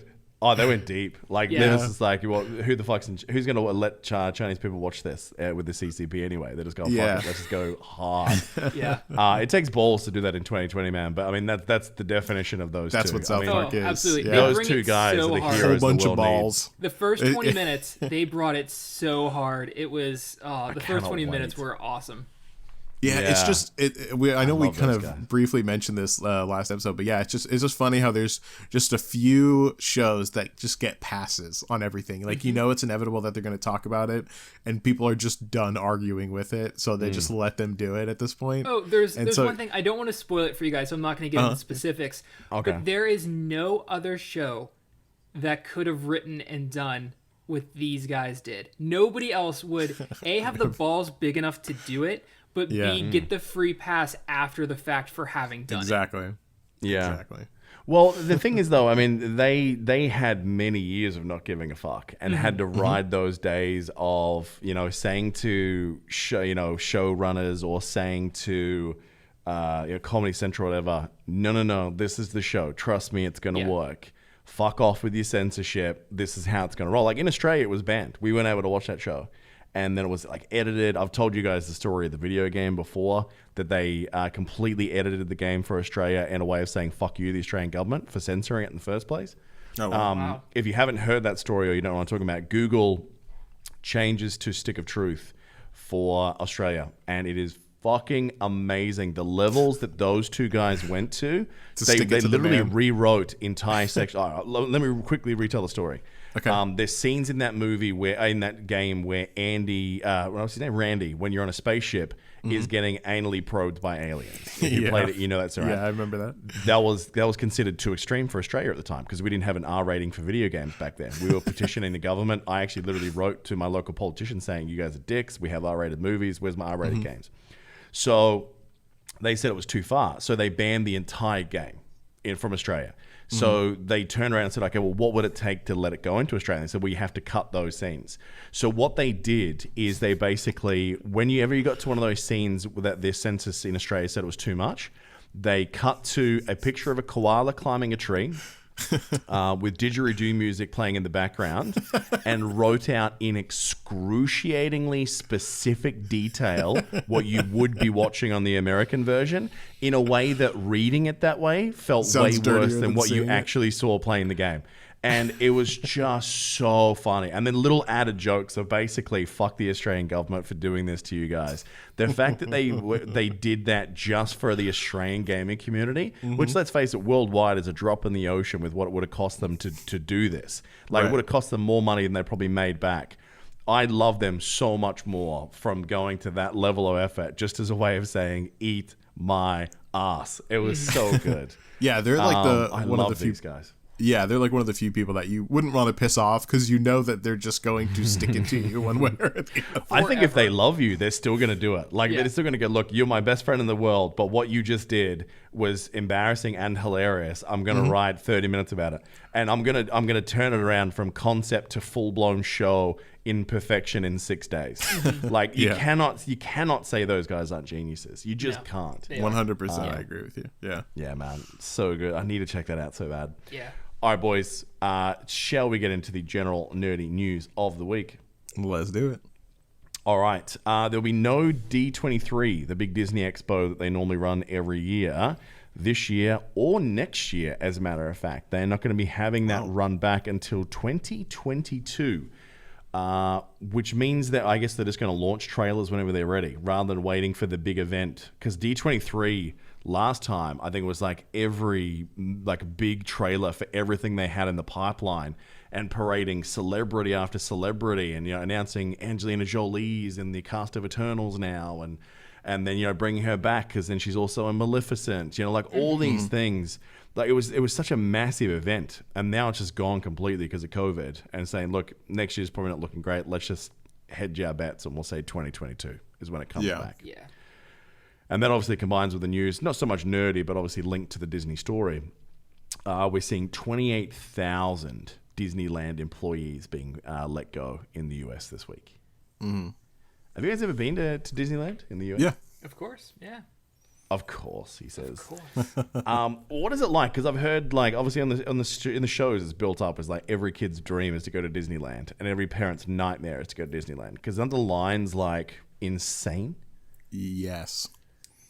Let me tell you, I recently went there. Tell me. During COVID or pre? No. Recently, as in like I think like four years ago now. So maybe not as recently. So super recent. Yeah. Recent. So like yesterday, basically. Yeah. But yeah, so I went over there with my girlfriend. I hadn't been there since I was a kid, and so I was like, "Oh, this is going to be great. It's going to be so much fun." And we went over there, and it was not at all what I thought it was going to be like. Now that I am, more of an adult, the lines were fucking insane. The weather was terrible, so that didn't help anything. But I was just like, why did we even pay for this at this point? I was just like, this is just because the whole like. I get like it's fun whenever you're a kid. I could see the majesty of it, you see the kids there, they're all like bright-eyed because they're meeting their, favorite characters and stuff like that. But now as an adult, I'm like, that's some creepy bastard in a suit, and I don't want to stay online I'm rationalizing things if I don't want to stay online for a fucking hour and a half for something that's going to be, 34 seconds of fun. Yeah. And, isn't it funny how like your perspective changes though? Like, as a kid, you're like, oh my God, it's goofy. And like as an adult, you're like, what would it fucking smell like inside that costume? You know what I mean? Exactly. Why Exactly. did Goofy just grab my ass? You're not my real dad. Why did Gaston just offer a hand job up to me in the bathroom? Yeah, in vivid detail from an anime game. Yeah. Yeah. But yeah, and also the prices of everything inside. Oh my God. I've never felt so exploited in my life. I felt like starting a rally right there. Like, this isn't right, people. What are we letting them do to us? Yeah. It was absurd. That's interesting. So my last theme park experience, while it wasn't Disney, it was, Universal, which is, in Florida right next door to Disney. And I've been to, Disney too. But for my wife's 30th birthday, we went to Universal and also along with some family. And this is going to sound like super privileged, but the way to do it is the VIP tours of the theme park. You get in like a little group of like 7 or 8 people. Because of our group size, it was like just us with a guide. And any ride you want to go on, front of the line. Any, back behind the scenes little like accesses and stories and going behind some of the rides and stuff, you get to do all of that. It was a completely different experience than doing like standing in line doing the theme park. It's cost a little bit more, but oh my God, was it amazing. We did the Harry Potter part at Universal with the guide, and it was just all of like the stuff that you would completely miss, all of the little details and information. How things worked, when things were put in. It was just fantastic. And, Hulk coaster down there is phenomenal. We just did front row rides, like one after another. As soon as we got off, there's an elevator, and they're like, do you want to go again? And you just get on the elevator, you go right back up, and you'd go to the front of the line again. So, two questions on amazing. that. When you say, like, it was more expensive, like, how significantly more? Are we talking double, more? It's a good bit more. Yeah, good question. Like a large amount more. It's been a couple years. I would say it was slightly more than double, probably. That sounds about right. But it was worth it. Like, Now Yeah. I'm fucking spoiled. Like, now don't take me to Disneyland unless you're like getting me the VIP treatment, because I can't go back. It's like riding first class. Like, don't put me back in coach That's the anymore. second question, though, is how many people do they let be VIP? Surely you have to cap that, because otherwise, if everyone twigs to this and go, well, everyone does this, and then there's a line in the VIP section, no one's going to stand for that shit. So there must be like... So they... I mean, it must I can be only, a certain amount. Yeah, I can only speak to the way Universal did at the time, but there was probably like 10 or 12 guides, and each guide had a group of like 6 or 8. And the park's big enough that, you know, you can do like... You're not really competing against any other VIP tour sort of thing. Oh, that's good. Yeah. Yeah, we just to echo that, like whenever, so on that same trip we went to Universal too, and like I regretted there because with Disney, like they don't have like the fast pass things like what Universal does. Yeah. Universal has the option for a fast pass, and I guess the tour, I didn't even look at the tour, probably because I obviously it was more expensive than the fast pass, but even the fast pass I was like, no, I'm not gonna spend. It was like I want to say it was double the normal price just for a fast pass. Yeah. I want to say it was like, I don't even remember. I can't guess on the price because I might be way off, but I remember it was like a lot, and I was just like, oh no, I'm not going to do that. It's not worth it. In retrospect, whenever I was sitting on those lines and I saw like the anger swell up inside of me whenever I see the VIP or the fast pass people go by me to a separate line, and like, here you go. And then they let like 2 people from the regular line in. I'm like, fuck you. Yeah. The bigger the smile that kid has as he walks past you, the more angry you get. Exactly. You do so feel a Like, little fuck bit your like a fuck dick. your joy, child. Yeah. Yeah. So Yeah. I was going to like I was going to say, like, if you ever do it, like I was sitting there regretting the fact that I would have paid an absurd amount of money more to get the fast pass at that point. So like get the fast pass if you're ever going to go. I would say that is at minimum the way to go if you can't do this VIP thing for sure. Yeah, so we did, I think it was like 3 days at the park, and so we only did the VIP for 1. So we kind of like saved like the stuff that we were really into, that we really wanted to see, or that is crazy busy. We did it with the tour, and then you had like a couple other days that you could kind of go at your leisure and, you know, stand in line, and it's not like you're on a time crunch. You have to get like everything done in, you know, 6 or 7 hours sort of That's thing. good. Right. Yeah. All right, sticking with the Disney news, we have a Miss Marvel, folks. So I hope I'm getting this right. I'm sure I'm not. Iman Vellani, a relatively new young actress, certainly looks the part. Yeah. And so the MCU will have its very first Muslim superhero up in lights very soon. Yeah, I was I didn't know I wanted this until I played the Avengers game. That's the one good thing that came out of the Avengers game so far in my book, is that I did not realize I had like such an appreciation for the character of Miss Marvel. She is such a good, interesting character. I really, really like her. I like the fact that she isn't like, you know, like the classic female superhero either. So I don't know. I really liked everything about her and her story. So I looked at, you know, who the person is playing her. She is like an unknown, which is great. I think that it's you know, good to bring in new talent like that. I love the fact that it's actually like a character that looks like it was depicted in the comics. Yeah. That's good too. So yeah, I mean, I can't wait for it. I'm super excited for this now, more so than anything else. I just hope that that it will look good. You know what I mean? Like The for the stretchy special effects powers wise, is going to be, they're going to have to do a Exactly. lot of work in that. I think that's going to be, one of the big tasks. I mean, it hasn't started filming yet, obviously, because they've only just finished casting. But, I mean, let's face it, the technology we're about to roll into for 2021, it's pretty slick. I think they're going to be fine. I just don't want Mr. Fantastic level. Oh, God. Yeah. We don't talk about those 2 movies. Actually, we don't talk about those 3 movies, as a matter of fact. There was that's right. That was the abomination of the reboot. I know. I forgot about Actually, it was pretty funny. I'm trying to think of what came out recently. It was something that, like, it was really, really painful to watch. And the guy that wrote Fantastic Four, the latest one, like went on Twitter and started a whole trend where he basically said, "Look, this thing sucks so badly, and this is coming from the guy that wrote Fantastic Four." So all these like actors and directors are all like, "This thing sucks so hard, and this is coming from the guy that did this or did that." Like, it's just so funny. Right. That they're admitting. And I think Ryan Reynolds opened that door by shitting on Green Lantern for a decade. Yeah. Yeah. He's done an amazing job of like letting people acknowledge. And that old movie sucked Deadpool. dick. Oh man, God, I love Ryan Reynolds. So good. That was terrible. Yeah, but isn't it funny? Like talking about Miss Marvel, like that game, like the storyline. We spent so much time shitting on Avengers probably for the last 3 weeks now. Yeah. But really, the story was wonderful, and I think they did such a good job in that story, and the voice actress did a wonderful job as well of selling us that character. Yeah. Because when you think about it, Kamala is us in the MCU. She is the nerd.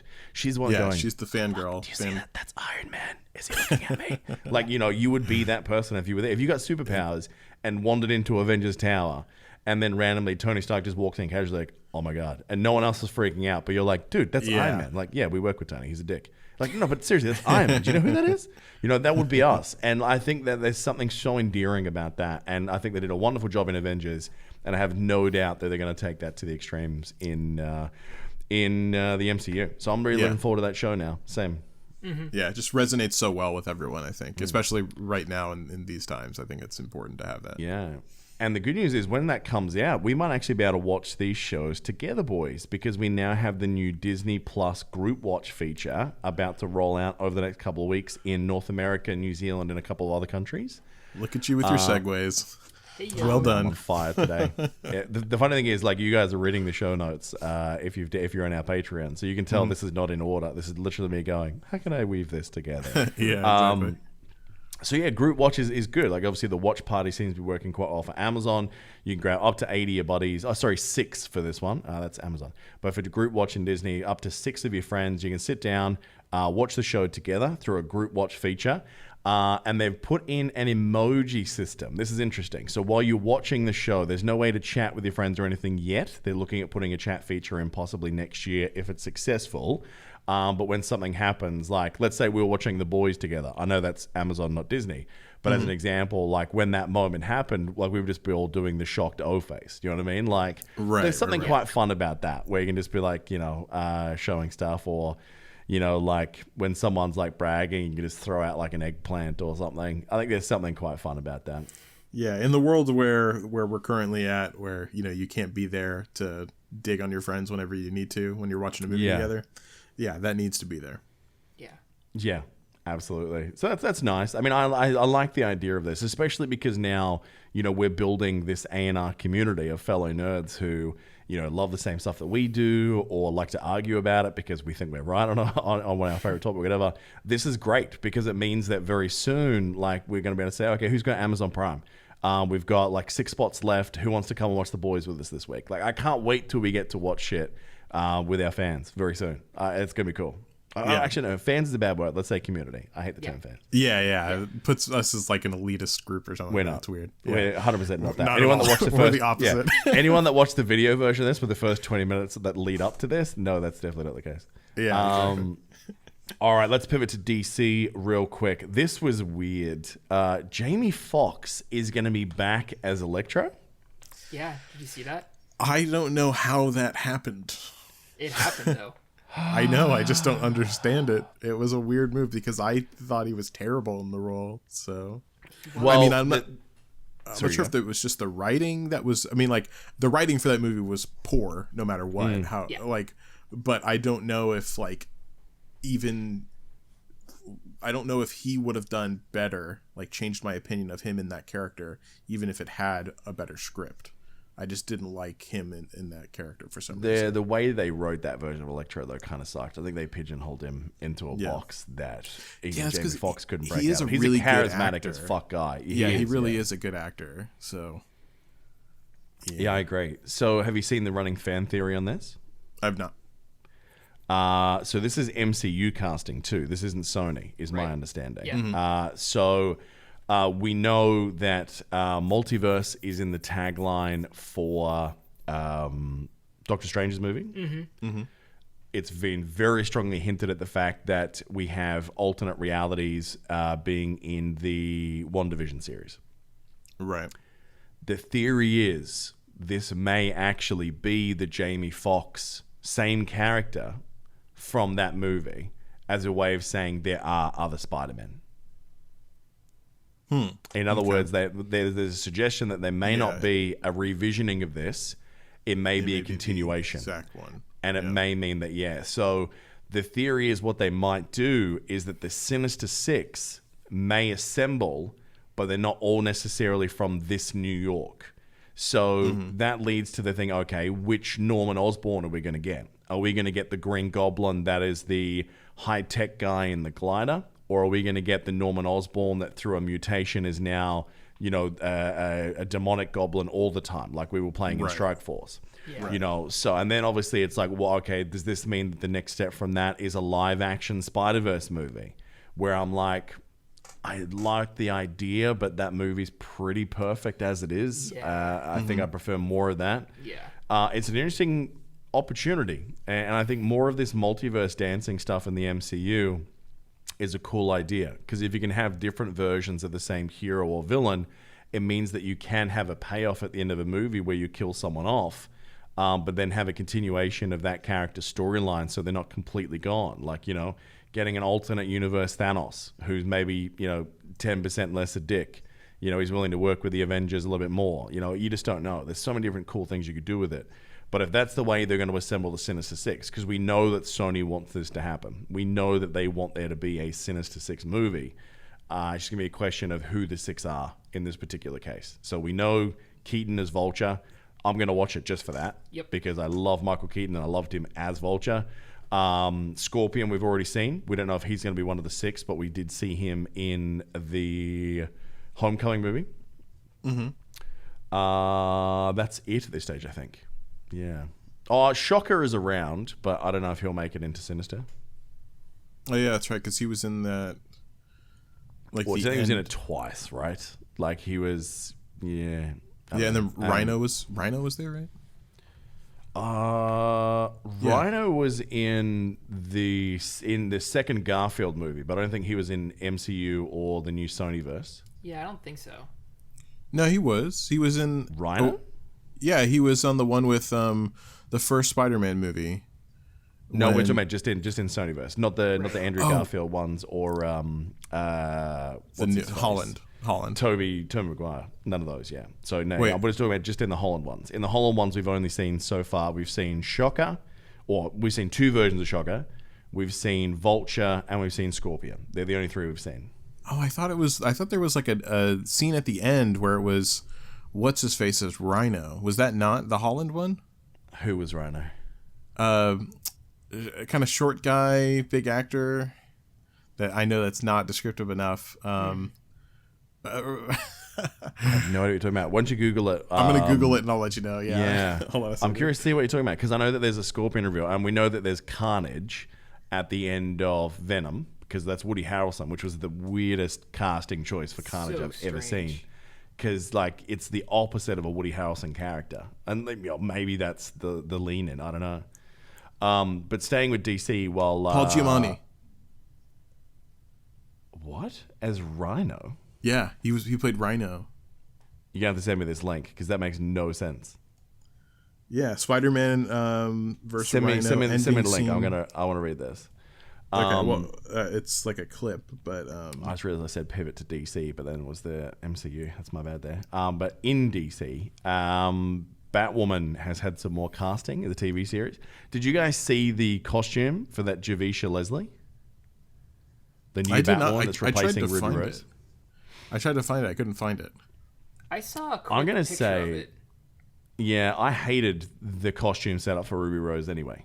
And it looks like they're just trying to squeeze the same costume onto the new chick. Yeah. So I really don't like this look. There's something about the way the cowl sits with the wig that just really is off-putting. Yes. And like so I don't know how I feel about that. The lower half of her face looks strange in the whole costume as well. Because it's quite funny that the Batman, they've always cast Batman as they go through two phases of their casting. There is how they look as Bruce Wayne, and there is how their jaw sits in the cowl. Yes. Like many directors have talked about how they ruled out wonderful actors who could have nailed Bruce Wayne because they looked shit in the suit. Like they had like a real round, chubby face or whatever. It doesn't seem like they do that with Batwoman. It seems like they're just going to make the thing. And I think there is something to be said about you can look ridiculous. Like it's kind of like it looks like you putting on your dad's suit when you're 17. Yeah. Do you know what I mean? Like that's literally what both of these actresses have looked like. And we've seen wonderful variants of, Batwomen before. Like, I mean, I think they did a better job with Alicia Silverstone, for God's sake, in Batman God, Forever yeah. than they did with these two. Like, that costume was better than this. So, I don't know what that was about. Victor Zsasz. Are you guys familiar with that character from the Batverse? I just read up on him. I didn't know him until that, with all the numbers or all the etchings on his skin. Yeah. Yeah. I had no idea. He very much comes across, depending on which comic you read, as basically a very clever psychotic killer who basically etches the number of people he's killed into his skin as tattoos, right through to being so unhinged that he's basically a psycho from Borderlands. That's kind of like this character. So they've cast they've cast an actor as well now. I was trying to work out where I'd seen him before. And I think it was when I was doing the final season of Gotham earlier this year, when I was finally putting that show to bed. He was in a couple episodes there. So he's one of those guys that he kind of pops up in a lot of movies, in a lot of shows. You don't really realize he's there because he's always kind of that side character that's there for 1 or 2 episodes, like a henchman. He's got a couple of lines. The guy when you see him. I'm just thinking how terrible that is to hear your career described as that. Well, I mean, before I discovered Bill Burr as a comedian, I didn't realize how many shows I'd watched that had Bill Burr as that character. Yeah, Breaking very Bad. true. Breaking Bad. I forgot, holy shit, Bill Burr was in that. I forgot all about Bill Burr being in that show because he's not Bill Burr in that show. He's, a slightly different take, and he did wonderfully in it. He's also a New Girl, just FYI, for New Girl fans. I haven't gotten that far, if that's the case. But yeah. Yeah, so there's some casting there. Again, don't love the Batwoman costume. No. And then The Witcher had some big change up this week as well. Yeah. We've all watched The Witcher, yeah? Mm-hmm. Oh, yeah. Yeah. Big fan. I've seen it 3 times through now. So the guy who was playing Eskel has unfortunately had to be recast. So how do you say this guy's name? Is it Thu Rasmussen? Thu Rasmussen? Let's say Thu. Let's go with that because I'm going to butcher it just as bad as you. Okay. So he is out, and we are getting a new actor who's been cast this week, and that is a guy called Basil Idenbines. I looked this guy up. He's not really been in anything I think we've seen. He seems to be a European actor. He's been in TV series since about 2015, 2016. I'm sure he'll do just fine in that role because I think if anyone wants that show to succeed, it's definitely Netflix. So, yes, yeah. And I mean, it will. I'm so glad it got such a good rating, and everyone loved it as much as they did because it deserved it. Some of the swordplay in that show was astoundingly good. Did you guys I'm sure you guys know, but did you guys hear all the background stuff on why Henry Cavill got the role and everything? No. He reached out. He basically said, I want this. He Really? fought for it pretty hard. Yeah. He's a huge gamer, and he loves the Witcher series. Whenever he found out that they were doing that, he endlessly called them up and was like, please cast me in this movie. Please cast me in the movie. Before he even got the role or anything like that, before he even went to auditions, he went and started training with swords so he would be perfect for the role because he wanted that role so bad. That's pretty cool. Yeah, so he is a massive fan of the series, and he was so excited whenever he got the role. And that's why his swordplay is so phenomenally good in this movie, because you can see he went hard on that. That first big fight scene in the city, you're like, oh, God. That was amazing. There's actually a great vid on YouTube. There's a channel, I can't remember the name of it, but what they do is they have experts watch certain things. For example, they had an ex-FBI person come in and comment on, would this heist work? And then they had a pilot come in and watch a bunch of movies that had flying. It's going, nah, you couldn't do that move. You'd bust up from the G-forces. But they had one guy do reviews, a professional swordsman, because apparently that's still a job in 2020. I saw that. He was a big They had broody him dude, review too. it. You guys all watch this? Yeah. Yeah. Okay, yeah, he did the sword play from The Witcher. I thought that was really interesting. He's like, you don't hold a sword like that. You'd He's never do well, that. I guess this guy has enhanced strength, so he could do this. And listening to him talking about the physics of sword play, and what would really happen, that was quite funny. Yeah. So I thought that was great. Yeah, I enjoyed that a lot. But yeah, it was a great thing. I can't wait for this to happen. I will say I'm so glad that we weren't already introduced to this character and then they recast it, because there's nothing that's, I can't blame anyone for doing it because things happen and people drop out of shows or can't make the commitments or whatever. But there's nothing quite as like taking you out of the immersion as like all of a sudden someone else is now playing the same person. You know what I mean? So well, we talked about a lot a couple weeks ago. Like, we're going to experience that with Black Panther one way or another. Like, I still hope that they just killed T'Challa off. I don't really want another one, but if they do, I mean, I'm still going to watch it. Don't get me wrong, but I think that'd be a much better option. Yeah, I think killing whatever character, like biting the bullet and killing the character, is always better for continuity's sake. Like, it's going to be super weird if they're just like, oh, this was him all along, and it's going to feel really disrespectful also in that way, especially. What do you feel like the worst recast was? The worst recast? Yeah, in like a movie or a show. Well, it's pretty easy to go for any of the Batmans or some of the James Bonds because, there's been some just bad choices. The worst recast. For me, I'll say it was Dumbledore. Whenever the original Dumbledore died after the second movie, he was still pretty good, recast. But I mean, that's a rough act to follow. I'm gonna go Will Smith as the genie. Ooh, I didn't think he was that bad, and Robin Williams was a pretty high bar. That's the problem. It's just that like you cannot get to that point. And I know I'm being hard on Will Smith there because he did fine.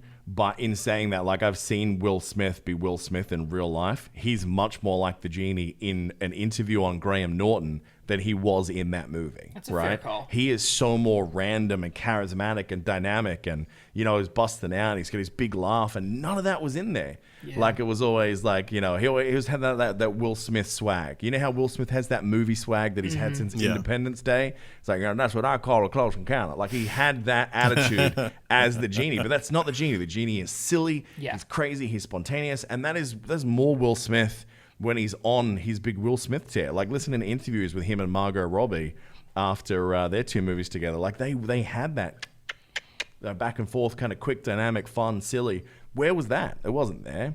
So I think that for me is one of the worst of all time. Okay. Yeah, but that wasn't a recasting, I suppose. That was just more so like good luck following that. Yeah. Yeah. I also will say for the Harry Potter one, like, I liked the new Dumbledore a lot, but it was definitely like a departure from how the original was playing him. You know what I mean? Yeah. Like, it was like it certainly felt different, and it was very noticeable, like the two styles, I think. But I did like the new one though. I think he did well. I remember when that happened. I've never seen more conversations online involving the words "I twinkle" in my life. Like, everyone was obsessed everyone was obsessed that like the original Dumbledore had the Dumbledore twinkle in his eye that the new guy didn't have. Yeah. You know how like it was spoken about a lot in the books that he had like a real sort of like twinkle in his eye that showed like warmth and understanding, or perhaps he knew something that you didn't, and that was all sort of hinted at a lot. And a lot of people said the first guy did that very well. The second guy, a little bit more serious, professorial type character. Yeah, I hated the second guy's Dumbledore. Really? Yes. Like, I don't think it was that bad at all. Like, I thought it was actually quite good. No. Nope. He was the Jesus Christ of that universe that died for Harry's sins. Come on now. I guess so.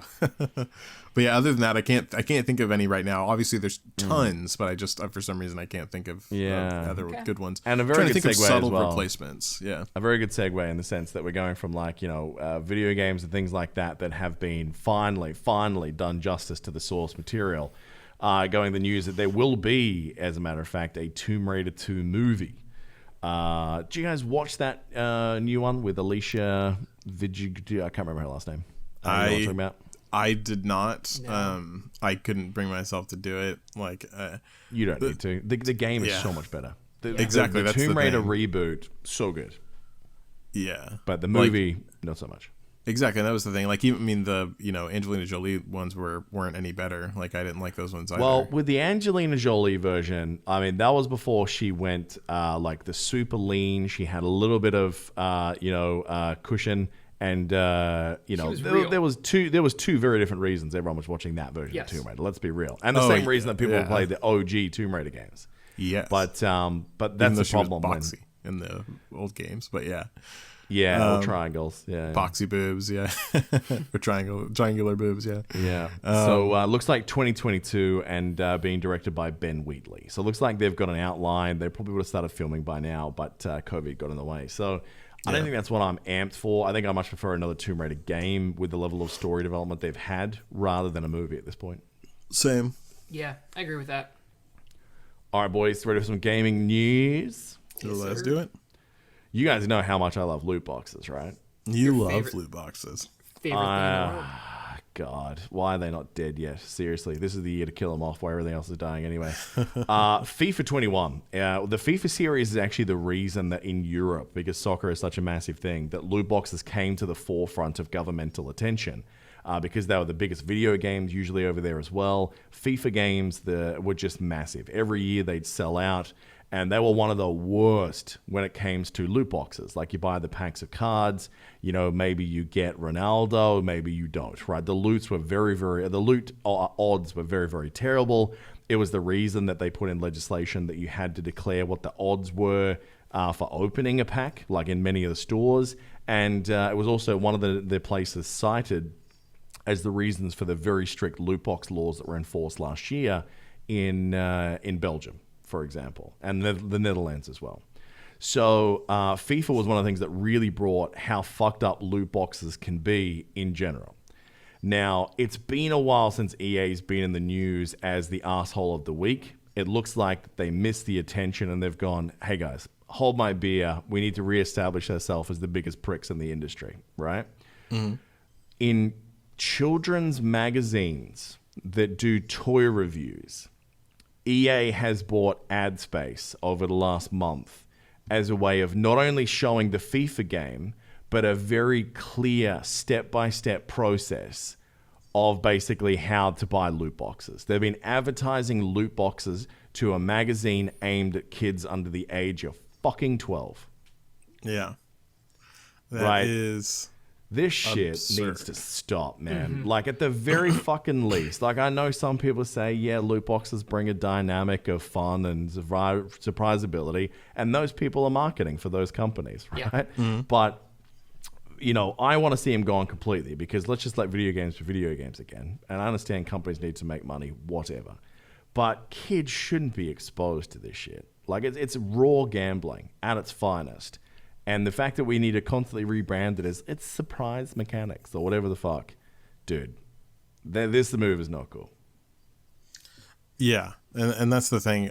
They weren't, really, too far out of the shithouse, though, because they just had the UFC thing happen. Yeah. Oh, yeah. So, yeah, you're true. Yeah, that's the thing now. With EA, I feel like they're just to the point now where they're like, yeah, we're the bad guys. Whatever. We don't give a shit. Yeah. We make so much goddamn money. So they're like, yeah, we'll throw this in there and then people will get mad at us. But guess what? We already did it for that long of a period of time. That already helped us out more than we spent on it. And so they'll take it back. And then they'll do the same thing over and over and over again. Because they know that they're like, we're too big for you to do anything about. We're just going to keep going up against it. We'll do it. We'll say, oh, we're sorry. We apologize. And then we'll do it on the next thing. So that's just how they are.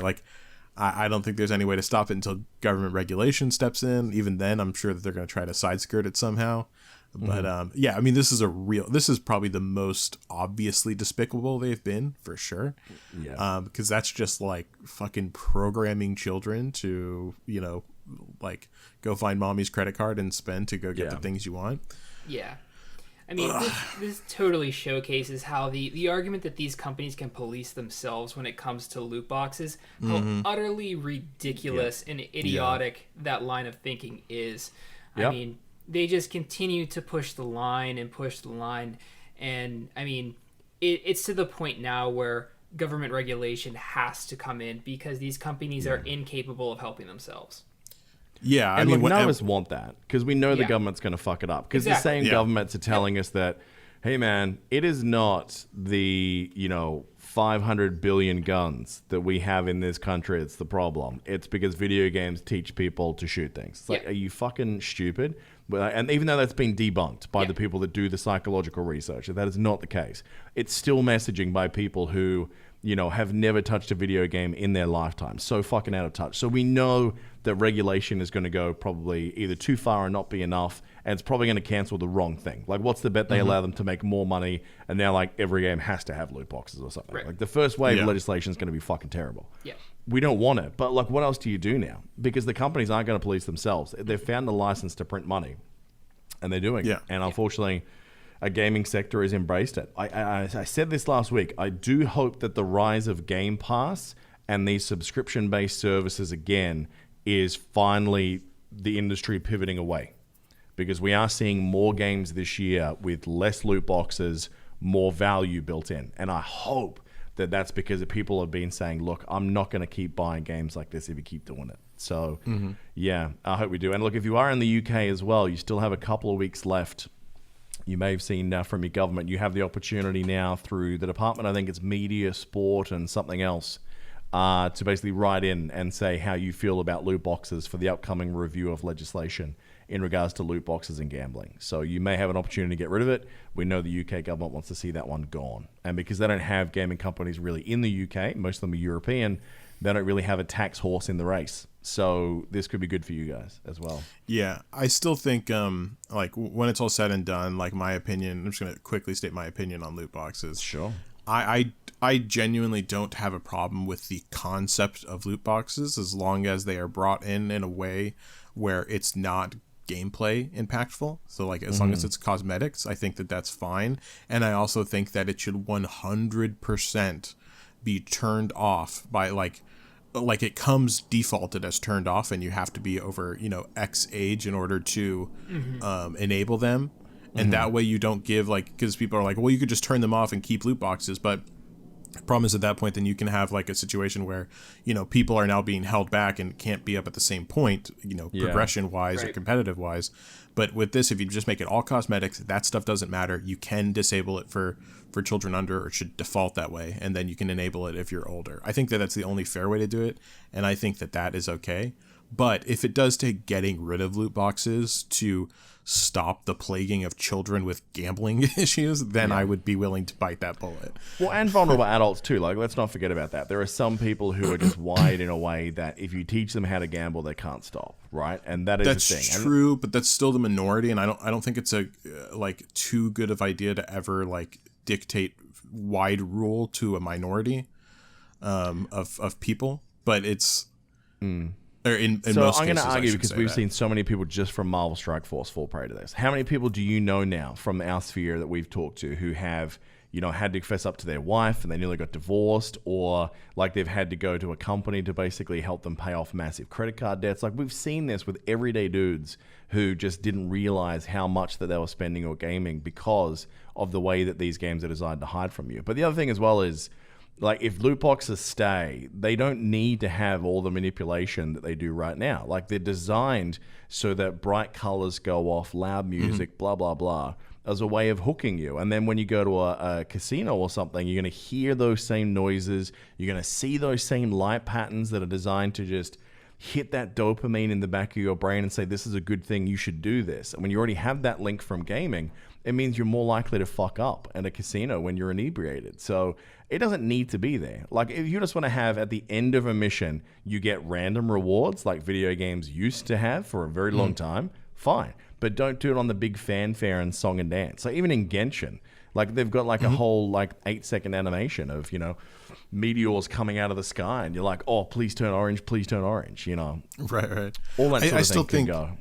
Yeah, I mean, I think that I don't want to get too off into the weeds on it, but I will say, like, I do think that to a degree, like, people should be allowed to police themselves with that kind of thing, and it definitely is the minority of the population that of the adult population that is affected by gambling addiction. So I'm going to go to the point that I always do when you guys go there, is that if there's a potential risk to someone, there's always regulation. You have regulation for guns, you have regulation for normal gambling, you have regulations for alcohol, you have regulations for drugs. People are still allowed to do them under controlled circumstances.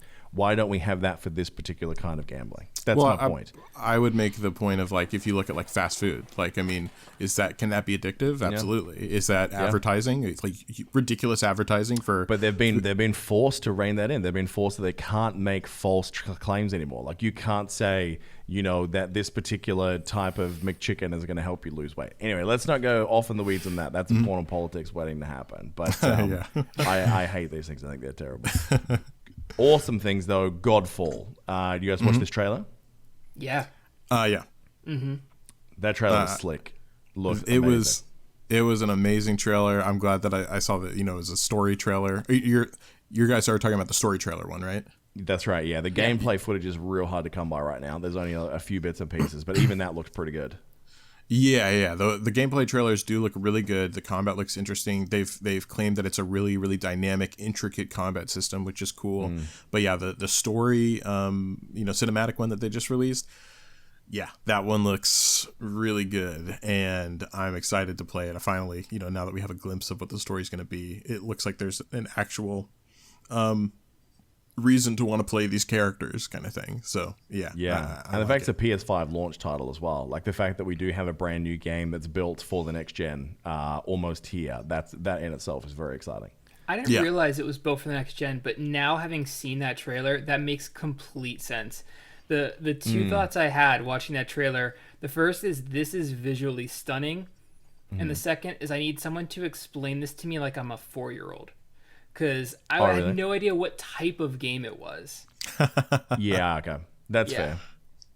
Yeah, I mean, you got that. So that was just from the trailer that you saw? Yeah, that's the only cinematic thing trailer? I've seen about it, yeah. Okay. Yeah, I mean, it's... I think it explains fairly well what's going on without giving too much of the story away. But it does look cool. How it looks aesthetically looks cool to you, right? Yeah, oh, absolutely. And even the story made sense. It was more, what type of game is this? Like, is this a single-player RPG? Is this a multiplayer? Like, I just don't understand what type of game it's going to be. That was more my confusion. I gotcha. Okay. Yeah, they're pretty under embargo at the moment. I think many places are probably playing this right now, getting their reviews ready, because we're only a month away, really, from everything coming through. So exciting. I know, it's pretty good. Well, as long as we get it on time, with all the pre-orders being cancelled right now. Yeah. So, yeah, it's bad. Oh, yeah, news. we should mention that, too. Yeah, so we are seeing that some retailers, as retailers do, oversold, overpromised, you name it. So there's a lot of places that are sending out cancellation emails. So look, if you have pre-ordered a PlayStation or an Xbox from one of the major retail chains, especially in the US, it might be worthwhile just checking your email. And I hope for your sake, you're not going to get some bad news. So. Do you think that they should offer some kind of compensation for that if you do get canceled? Because I feel like that's a huge I think blow. they should, but will they? 100%. Fuck Yeah. Yeah. Look, some of this, I'll guarantee some of those organizations will probably just say, we've given you store credit. You're like, fuck you. You know what I mean? I guarantee some of them will try that on. If they only gave me store credit back after they canceled my fucking pre-order, they can fuck it. Oh my God. That would be the worst. I know dude. some of them will try it. 100%. Yeah, in most countries that you wouldn't get away with that. But I know in the US, you guys do not have consumer rights protections like they should. Like, I've gotten a full-on arguments with Americans about...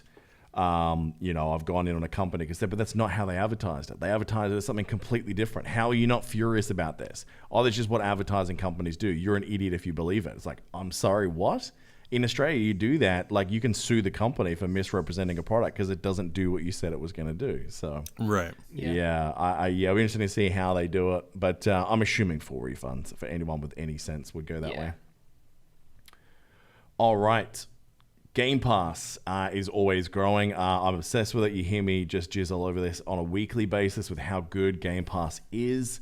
Now, EA's Play Collection. So they have a subscription-based system. They have one that is very basic, and they have the Pro, which is the one where any new EA game that comes out, you just get to play it like any other pass. So that's how I got Squadrons this week. Didn't have to pay for it. Just checked. Yep, got it. Great. Fantastic. So the basic version, which has most games that are a year old or earlier in EA's entire back catalog, which is a lot of games, folks, is coming as part of Game Pass next month, November 10th. That's impressive. A lot of games. Yeah. That's a lot of games. Did you, you were the first one of us to get involved in the Game Pass. You said earlier that was attached to Anthem. So that was discovered through Anthem, right? No, it was EA. EA is the one that I got into with Origin. So there was a deal going last year when Origin came out. You could buy like an extended version, it was more than an annual pass. Like, it went for longer than I thought, where basically you could sign up for an annual thing for Origin, the EA version, which is what EA Play used to be called until a couple of months ago. And you just get every EA game that come out. So for me, that actually worked pretty well because there's been more games come out from EA that I wanted to play that I forgot I had on the pass until the last minute, like Jedi Fallen Order. I get to play that as part of that pass. Now I've got Squadrons. Let me check my thing. I'm sure there was a couple of others in there as well that I'm completely forgetting about that were awesome. Oh, that's right. It was Mass Effect games in the last couple of years I played through there. Apex Legends is free anyway, but I was playing that. When I went back and looped around to Battlefront 2. Titanfall 2, that was a couple of years ago as well. Like, all these things you get as part of that. But it looks like, 90% of the titles, except for the ones that have just come out, you'll be able to play through your Game Pass, which is pretty cool. That is amazing. Yeah, I'm very excited to get the Xbox for that because I'm just gonna have a plethora of games to play on that Xbox. So. Oh, it's crazy. And ironically, you probably get Anthem now for free through that. Because, Please just take it. We just need someone to play it. So you're like all that. That's right. Darksiders 3. Darksiders 3 was the other one that I was playing. That was like the more Diablo-ish style version. Which was quite fun. So I played that one for free through there as well. The Dead Space games are here. I'm just going through the list of old games. The old Star Wars Knights of the Old Republic games and the remasters of those. Titanfall 2 was a surprisingly wonderful campaign. If you never played it and you've got one of these gaming subscription services, Titanfall 2 is a missed gem. Don't worry about the multiplayer. It was fun, but you could walk past it. But Titanfall 2's story, dude, very, very good. The Battlefield series, obviously, the Dragon Ages. If you haven't played the Dragon Age games, they'll be included as part of this as well. A new one's coming out too. So, well, the new ones you won't be able to play through Game Pass. Now, I'll be curious to see whether they'll give you the option of a cheap upgrade to Pro through Game Pass. If they offer that, I think that'll be very clever and probably quite profitable for EA to get more people onto their subscription service. Like, if you just say, for an extra $10, you can get all the brand new games that are coming out every year on top of your Game Pass sub. I don't know. But I think all you're missing out on at this stage is you don't get Jedi Fallen Order, you don't get Squadrons, you don't get the Surge 2. Basically, anything that's come out in the last year from EA won't be included. Oh, and Command & Conquer Remastered, I believe, has been excluded as well. But there's still dozens of wonderful games from the last decade that are in there. Right. Yeah, I like it a lot. Very cool. Absolutely. Oh, and that Warhammer Chaos Bane, if you like Diablo games, that was one that was not too bad at all. Yeah, I just could never get into the Warhammer series, unfortunately. So, strange. Chaos Bane wasn't too bad. Chaos Bane was all right. The gameplay was fun enough that you got through it, that you didn't get bogged down in the very Warhammery things. Gotcha. Speaking of Diablo-type games, though, Torchlight series. Did you play any of those, Hebrew? I did not, but I watched it closely. I was going to get Torchlight 3, and then you told me not to. I did. The first couple of weeks of early access, that game was in rough shape. That should have stayed under wraps for at least another month. Right. You couldn't even log in. The servers were so broken. When you did, there was constant progression wipes, all that sort of stuff. That some of the problems at early access. It looks like they have been adding in a lot of content. I haven't had a chance to loop back to see if they added in any more pathways for upgrading your character, because it was very simplistic. The builds were basically one of two for pretty much every character, which is not the diversity that you want, especially in a world that gave us Diablo 3, where there's 1,000 different ways you can spec until the next season forces you to pick one specific one or die.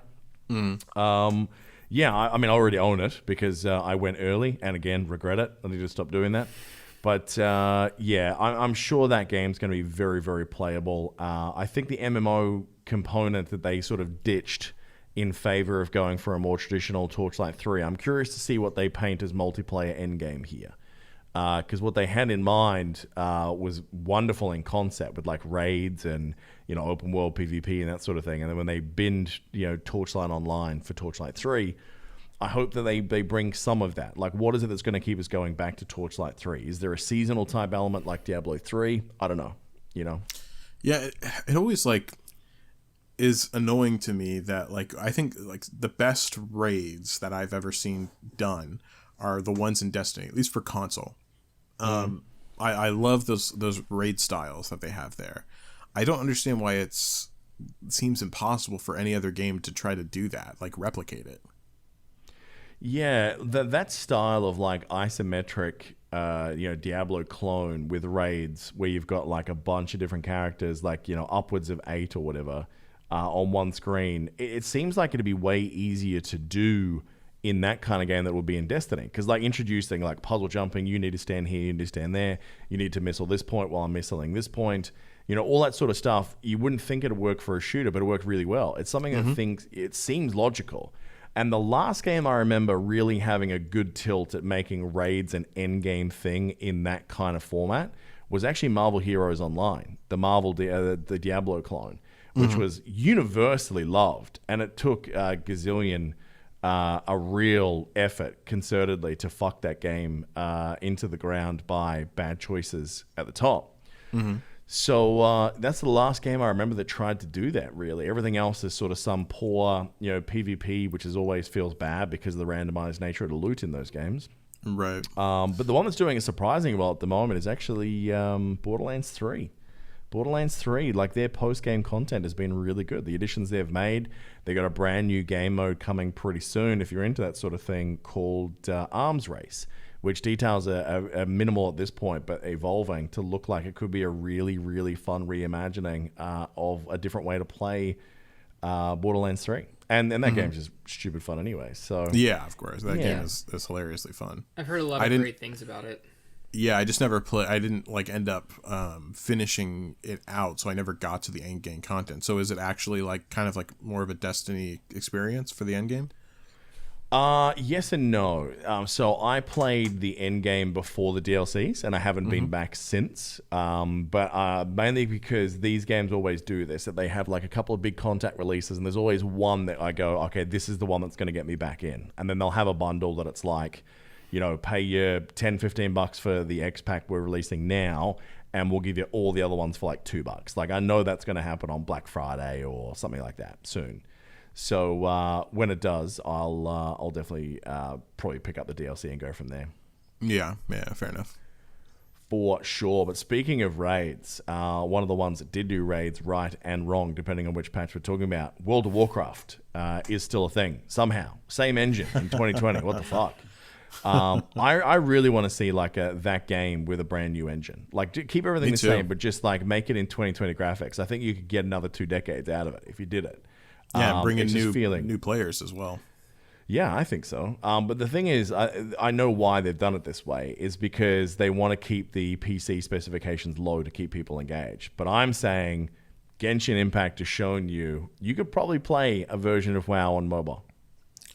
I 100% agree with that. I mean, there's you're gonna really have to work the button system. They'd have to really optimize the button system. But that's about it. As far as playability, for sure. I think that Genshin Impact has introduced me to a very good look as to what's possible on hardware these days. Definitely. Because it looks beautiful and I'm on medium graphics setting and the game looks gorgeous on my phone. So, yeah, it should be possible for them to have some kind of graphical setting that it can play on, a modernized version of it, but still play on, shittier systems. Now, the consensus for many WoW fans, myself included, that Battle for Azeroth has been one of the worst X-Packs they've ever had. That it had, not the best feel, the quest lines weren't as interesting. Some of it was, doing the same beats that they've always done. Yes, there were some cool moments, but some of your favorite characters just got established as just, terrible. They really sort of ruined Sylvanas, for example. But it looks like, unfortunately, the people that do hate this content are going to have to put up with it for just a little bit longer. So we were supposed to be seeing the pre-patch a couple of weeks ago. They always give you about a month to get used to how they've reworked the old characters, to do gear squish. Stat squish. So, for example, right now the level cap is over 120. They're going to return it to the old days where the level cap's going to go back to 60. So they're going to compress down.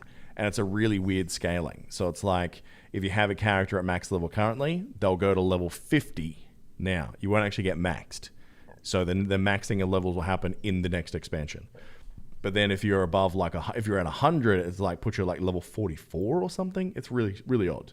They just announced on Twitter with a big statement from Blizzard basically saying, look, it's not in the best shape. We've had it in beta for a little while, and a lot of the streamers of World of Warcraft were really showing some concerns about some of the new systems that were the most exciting things about what they were trying to do with this new expansion, Shadowlands. So they said, it's not ready. We can't release this. And that brings me a glimmer of hope, because the Blizzard of old would do this if it wasn't ready. They'd say, this is the right move. You guys deserve the game that you deserve. Right? Yeah. Whereas recently, like you just said, it's been get it out. Like, we have quarterlies we have to hit. And I think COVID's allowed a lot of these companies to kind of do this again and blame COVID to the stockholders of saying, look, this is why we have to delay it. But for the gamers, we might actually get the better game in the end. And I wish Avengers did this. So, yeah, for sure. Good news, bad news. Bad news is you got more BFA if you're going to put up with that shit. Good news is hopefully the finished product is better. Yeah. I was just going to say, like, is there a gaming studio that needs a win bigger than Blizzard? BioWare. BioWare, yeah, that's a good point. God damn, BioWare is that studio, for sure. Yeah, I mean, if their next game isn't big, I reckon that EA will probably just fucking Westwood that shit. They'll just shut it down. Yeah, because it's been two big gambles with them on their content, and both of them have failed. Anthem and Andromeda, both just dog shit. But again, I mean, you hear about what EA forced them into in both of those situations, and it is 100% they got forced to release products that weren't ready.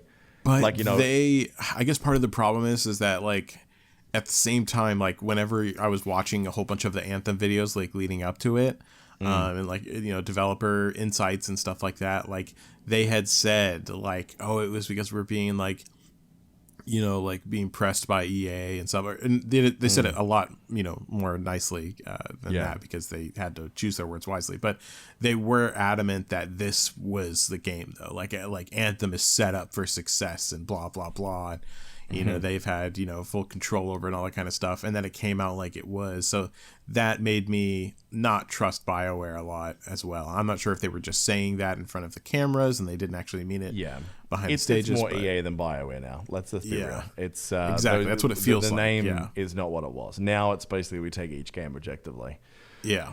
All right, but in games that I cannot wait, Baldur's Gate 3, 3 days away from the recording of this podcast, folks, October 6th, we are going to get the early access, and I know I've been pooping on early access. I don't care. I'm still playing this game because I love Larian Studios. They delayed it by a week, saying we need a couple of days of polishing, guys, but we're nearly there. I'm excited. And one of the things I didn't realize they were going to do, but this is quite cool, there will be cross-save between 3 different platforms. Steam, Good Old Games, or GOG, and also on Google Stadia. You'll actually have cross-save on any of those 3 platforms. Now, I don't know with this particular game why you would want to own it on more than one, but if you did, at least you've got that option. And anything that has cross-play, cross-save is down with me. They've announced which classes are going to be available in early access. So we have Human, Githyanki, Elf, being High Elf and Wood Elf, different versions of the Drow, different versions of Half-Elves. We have 2 different types of dwarves. We have halflings and tieflings, and a lot of different variations thereof. So it looks like there's going to be a fair bit in this early access that I didn't expect. I'm looking forward to it. And the character creation. Did you ever look at that link that I sent you the other day? Yeah, I did. Looks good. It looks really very good. Yeah. Yeah. I'm excited for this game in massive, massive ways. Yeah. Sorry, I was going to say, I'm super excited for this game because I've only heard you talk about it and rave about it for like months on end now. So I'm just excited that you're finally going to be able to get your hands on it. And if it's good, I'm going to recommend it out to you, though. Although, I mean, look, it's one of those things you're probably like, it's like The Boys, right? Is that like we look forward to it every week. And like when you get through all of it, you're like, God damn it, I need more. I think that I've got this feeling that that's going to be what Baldur's Gate's going to be early access. You're just like, this was wonderful. I need more. Give me more of this. Give it to me now. Because that's the consumer society we're in now. But that's going to be a great problem to have. So I think that most people are probably better off waiting to that point. But all of the Larian early access experiences have been great. So Divinity Original Sin, Divinity Original Sin 2, they did both of those really well. And I'm more than happy to give those guys like funding money in early access to make them keep doing what they do. Because Larian started as that studio that said, we're going to make games that people love. We're going to make games that we care about. And they did it so well that Wizards of the Coast said, you are the right guys to take over the Baldur's Gate series. And I'm really glad that happened. So the fact they want to make an authentic, like really authentic D&D experience, that in itself, I can't wait to see how that goes and see some of those spectacular fails where you've got like 99% chance you're going to be able to lockpick this door. Boom, nat one, eat a dick. Door explodes in your face, even though it was made out of wood. Yeah, right. Yeah, I agree with you. I think that it's going to be really exciting to see what this game is going to look like because it has such a huge legacy behind it. And the studio making it obviously is very competent in what they do. I'm excited to see what the third one's going to be. I hope that it scratches the itch that I've had for years now since the second, but we'll have to see. I'm excited to give it a go though. It's been a while. Apex Legends, which is obviously EA's online shooter, one of the better ones of the last couple of years as well. I think it's been in pretty good shape. It's now going to be cross-play from October 6th. So on every platform, you can play against every other platform. That's a great move. Wonderful move. Yeah, they're supposed to be bringing it to mobile too. Oh, shit, really? That'd be interesting. Yeah. I don't get shooters on mobile. I haven't really played them, I guess. But I don't understand the appeal. They've actually gotten a lot better. Like, it's actually like it's never going to be as good feeling as on a PC or a console, but it's definitely like doable, like very doable the way that they have it work now. So it's like fucking with a condom though, isn't it? Like it's kind of like once you've like had sex without a condom and you know how that feels, it's just like it's just not the same. Do you know what I mean? Like I get it. We're still playing the game, but it's not the game experience like as it could be. You know what I mean? I mean, yes and no. It's because like at the same time, like you are getting something else out of it that you wouldn't be getting on those other platforms, which is let me take a sec to basically say that you should be having safe sex, by the way, before someone just goes, no, you're encouraging unsafe sex. Right. Important safety. Babies still need to be PSA real quick. Yeah. But yeah, I think that like, you know, just the ability to be able to play wherever, or more specifically, it's not like I'm out and about, like, you know, walking around and now I'm playing this game. Like it's never really for that. It's more like if I want to be like chilling on my bed and watching TV, you know, in the background and playing a game, like I need my phone for that. And that's honestly my favorite space to kind of play and relax. So if it has a phone version, I am going to play because I actually played a lot of Apex Legends anyways. So. Nice. Yeah. Parker, you were a big fan of the Spider-Man game for PS4, right? Abso-freaking-lutely. I love that game. Who wasn't? Yeah. Yeah. It was a weird week of news for that game this week, though. So we know we're going to get a remastered version for the PS5. The thing that sucks is that it's not a free upgrade if you've already bought number 4. Yeah. It's a whole standalone experience. That, I'm not going to buy it.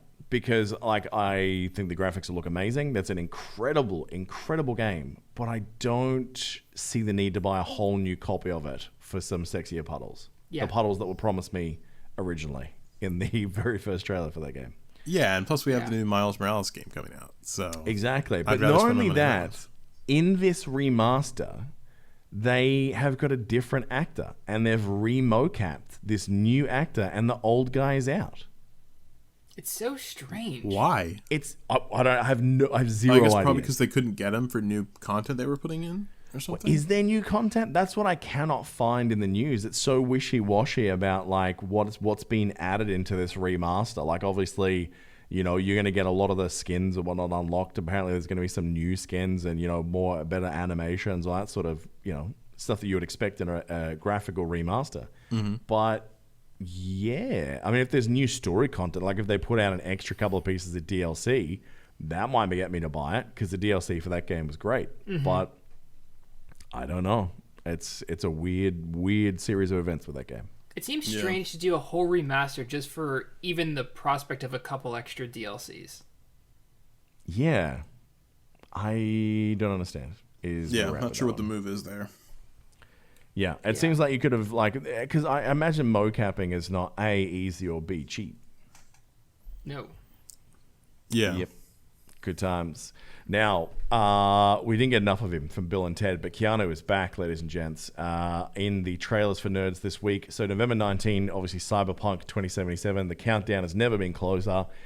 The good news is we've had a new trailer come out for gameplay sort of once a week for the last couple of weeks, and now we have a new trailer with Keanu Reeves talking about what might be possible in this game and a teaser trailer. The more Keanu this world has, the better. The bad news is the poor bastards over at CD Projekt Red are going into crunch. So they have to work 6 days a week for the foreseeable future to get that game out on time. Well, I mean, it's going to be crazy popular. They're going to make so much money that I say it's probably The people worth that it. own the company will. The people that, doing 6 that days is a week. very true. That's very Very good point. Very good point. But yeah, like, I'm not surprised by this. Like, it seems like most studios have this anyways, like a huge crunch time right before the game comes out. But I wouldn't have been upset if they delayed it a little bit, but I'm sure that they want it that way because of the release date, approximation to the new consoles. So Yeah, for sure. yeah. Now, we have the NVIDIA cards, the 3.0 series. So it took about a month of just really weird, disastrous kind of launches. The PS5 launch went relatively average. The Xbox launch was very average in regards to being able to secure pre-orders, but nothing really put that to shame compared to the way the NVIDIA cards went. The stock was gone. In some cases, the stock was never available in the first place. It was an absolute shit show. They started off with 2 models only, and now they've introduced a third model, which is sort of their budget price point. And I say budget. I mean, no graphics cards are really budget these days.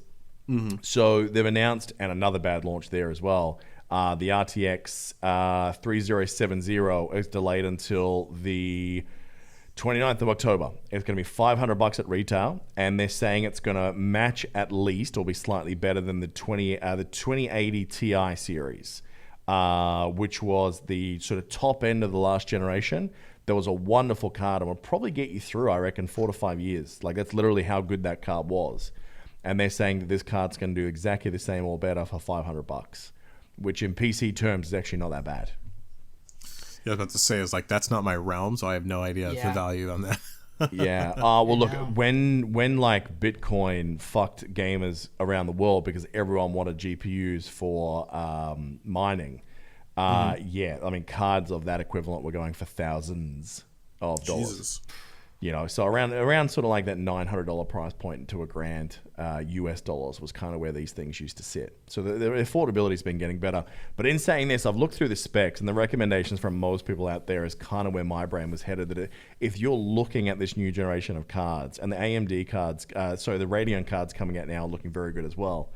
I think the $700 one, if you do have the budget to stretch another $200, is so much better that I would probably save the money on the 3070 and go for that instead. But if you're buying a computer that has the 3070 in there, nothing wrong with that card at all. Nothing wrong with that card at all. And going from the highest of tech to one of the lower spec tech, but with a really cool idea. Did you guys watch the Mario Kart Live trailer from 2 days ago? Yes, I did. Yep. Piker, what'd you think? It looked like so much fun. I've heard nothing but great things about this. Mario Kart was never. I mean, I remember playing a little bit of Mario Kart on the Wii, so that's about as far as my experience goes with it. But it's just talk about just a good old time. I mean, it's just so kind of pure that way. Yeah, so for those of you out there who haven't seen this yet, check out the trailer. It is fascinating, this idea. So it is Mario Kart in its base format as you've always known it. There's a go-kart, you drive it, you get random items, shoot turtles at people, try and win the go-kart race. This version, however, you buy a small go-kart with it, you put that go-kart in your living room, you set up an artificial track in your house, going under chairs, going around the couch, whatever. There is a camera on the top of that thing that will map out the track for you, and then using augmented reality will then put that back into the Switch game. So effectively, you are playing real-life Mario Kart in your lounge room with a real kart while you're playing the game on your Switch. There is something so cool about this. That also feels so unnecessary at the same time. Yes. That it's like, this is a wonderful idea, but even my level of nerd that will buy the most obscure shit, even I'm like, I don't know that I need it. Really? You're not all about this? I mean, I love the idea of it, but I guess because I live in Dubai and like I've been apartment living for a few years now, I'm like, where the fuck am I going to put it? Yeah. Like, because we in the apartments here, they go up, not out. Yeah. Right. And I think it said the recommended space is a minimum of 10 by 12 feet. Yep. Which is not that big, I suppose. But I mean, for a lot of apartment style living. But, you know, I guess the fact you can like go under chairs or go under couches, and it looks like it uses like the Labo or Labo, however you say it, style cardboard trackers as a way of mapping out the tracks. Is a clever little idea. Yeah, I think it's definitely, like, as you said, a clever idea. It's incredibly, also, as you said, unnecessary. And I think it's going to be the bane of existence for parents with, like, smaller children. Because I think they're going to get this and they're going to fucking run it through the goddamn kitchen and shit like that.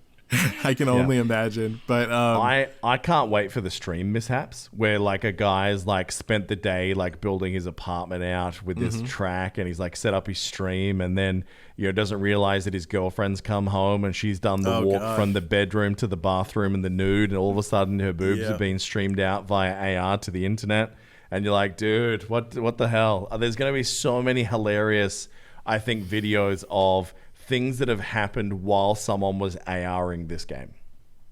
you know, there's going to be a porn made from, like, porn videos made from this game. Like, oh, God. all over the place. But now that you just said that, I'm like, yeah, there's going to be people that are going to lean into that super hard.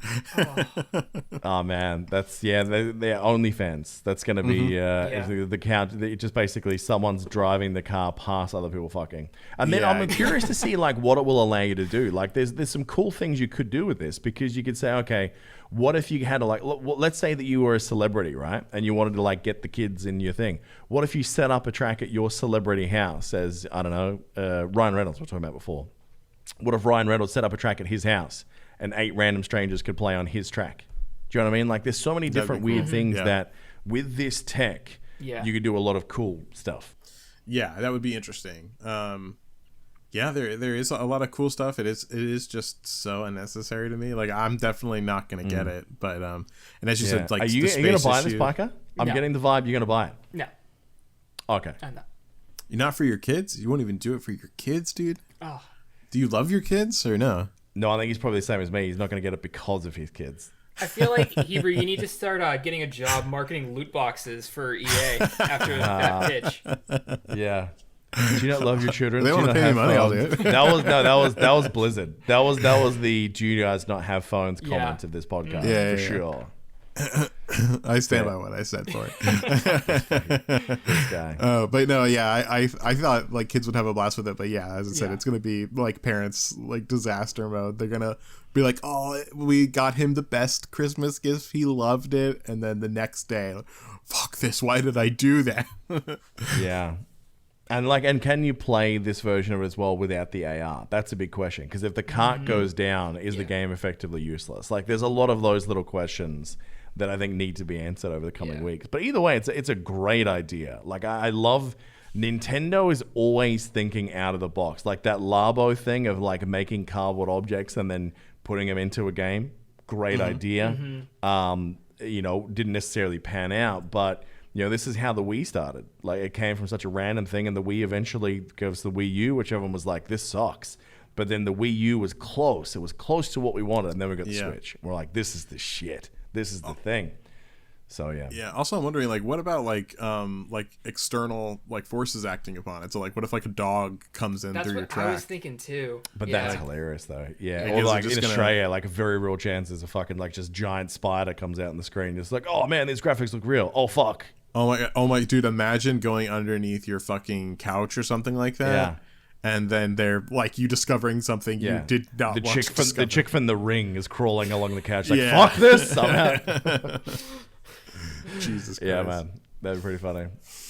Now, also in Nintendo news, Nintendo broke Twitter the other day. Did you hear about this? No. Twitter actually broke for a heartbeat. And Nintendo is not directly claiming credit, but the Super Smash Brothers community definitely is. Yeah, the servers were temporarily overloaded, and they're claiming credit, but there's no confirmation that's the case.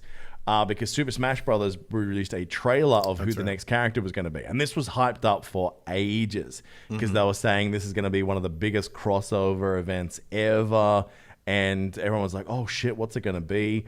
A lot of people were like shitting on it beforehand, saying, oh God, it's going to be Crash Bandicoot, isn't it? And then other people saying, oh, it's going to be like an obscure character like Gex, which was big in like the 2000s, but Jesus, who remembers Gex, right? Gex, yeah. And then it came out that it's Minecraft Steve from the Minecraft series. That is so random, but also like that had been on like, you know, hype lists for like a long time of people wanting just like crazy characters that they wanted. That's been at the top of like everyone's, but no one ever thought that one would actually happen. No. So there was two different trailers dropped this week. One was the actual trailer, which was like a cinematic type thing, shows Mario getting like kicked into Block World and getting blown up by a creeper. Nice, fun little watch, very quick. But then there's the gameplay trailer where one of the devs is actually talking you through about like his moveset and how to play him. It's been a while since I've danced the dance in Smash Bros. This character, I think, is probably going to shake up the multiplayer meta. He's looking real good. Yeah, I've checked him out. So I am a god at this game, by the way. But would you call yourself a top gun of this game? I am the top gun of this game. I see, for sure. Do you know what that means? And I can say that without even seeing the movie. Yeah. I don't think you can. But no, I saw him. He looks so he looks like, above all, like the most interesting character I've ever seen. That's for sure. Yeah, I mean, visually he looks like shit, as everything Minecraft does. Yeah, his moves. That's the beauty of it. Yeah, he's supposed to look like absolute garbage. They nailed that. But yeah, it has the most random characters. Like it has the yoga chick from Wii Fitness. Okay. Yeah. Why? That was a random one that they included. That was. But I will also say, just on the cinematic level, like the cinematic was hilarious. By the way, yeah, like that's good. It was like exactly what would happen if like something like that actually did happen. Just like a super awkward interaction. Where you're like, what the fuck? What the fuck? Yeah. And then seals him in the room at the end. Yeah, it's like, all right, I'm going to step out now. Yeah. So yeah, it was good stuff. And then the game was a Game Ender version. I never played Minecraft, so I don't know, but like the all black one. Mm-hmm. Did you see that?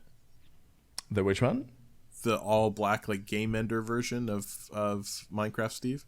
Oh, I just thought that... No, I haven't seen that. I just thought this was like an ongoing thing because I know there are a lot of dark dungeony areas in a lot of Minecrafts. Oh no! So there's they're bringing in like alternate versions of Minecraft. Oh, sorry. Yes, no, I did see this. Yeah. Okay, so there's the Game Ender version, or I think it was called Game Ender, something like that. But he was like the all black creepy version. The different costumes look good. Yeah. Yeah. So it should be it's gonna be pretty interesting. I'm excited to play him. So if anyone wants to play, hit me up in the Discord. Yeah. Discord.me/ANR. How about that for a segue? Boom. Well, it's a bad segue considering what I'm about to talk about, actually. But that's fine. That's fine. You didn't know. You didn't know better. You didn't know better. So speaking of organizations with sexual harassment, it's not a fun segue at all. We're going to finish on a good story, which is why I'm doing this one now. Mm-hmm. So you go family friendly with Nintendo, and then you go through people touching people that shouldn't touch people. And then you finish on Assassin's Creed. Okay? That's how we do it. So... this has been very much the Me Too year for the gaming industry. Ubisoft, in particular, has been in the news repeatedly just because they've had a lot of accusations of misconduct. So they basically said they would do an independent survey. They got an external contractor to come in, grab a lot of employees, and just say, "Hey, look, have you ever seen anything you would consider to be inappropriate?" And they got the results back. So they interviewed 14,000 people. They did hundreds of interviews. They had like 40 different focus groups. I hate focus groups, but anyway. And they suggested that around 25% of employees at Ubisoft experienced themselves or witnessed others having some form of workplace misconduct in the last 2 years. Minority groups disproportionately affected. Women experienced harassment 30% more than men, and non-binary employees experienced it 43% of the time. But only 66% of the people who said they saw something actually reported it. So they got a bunch of different recommendations about what they do from here. They're saying they're committed to making changes.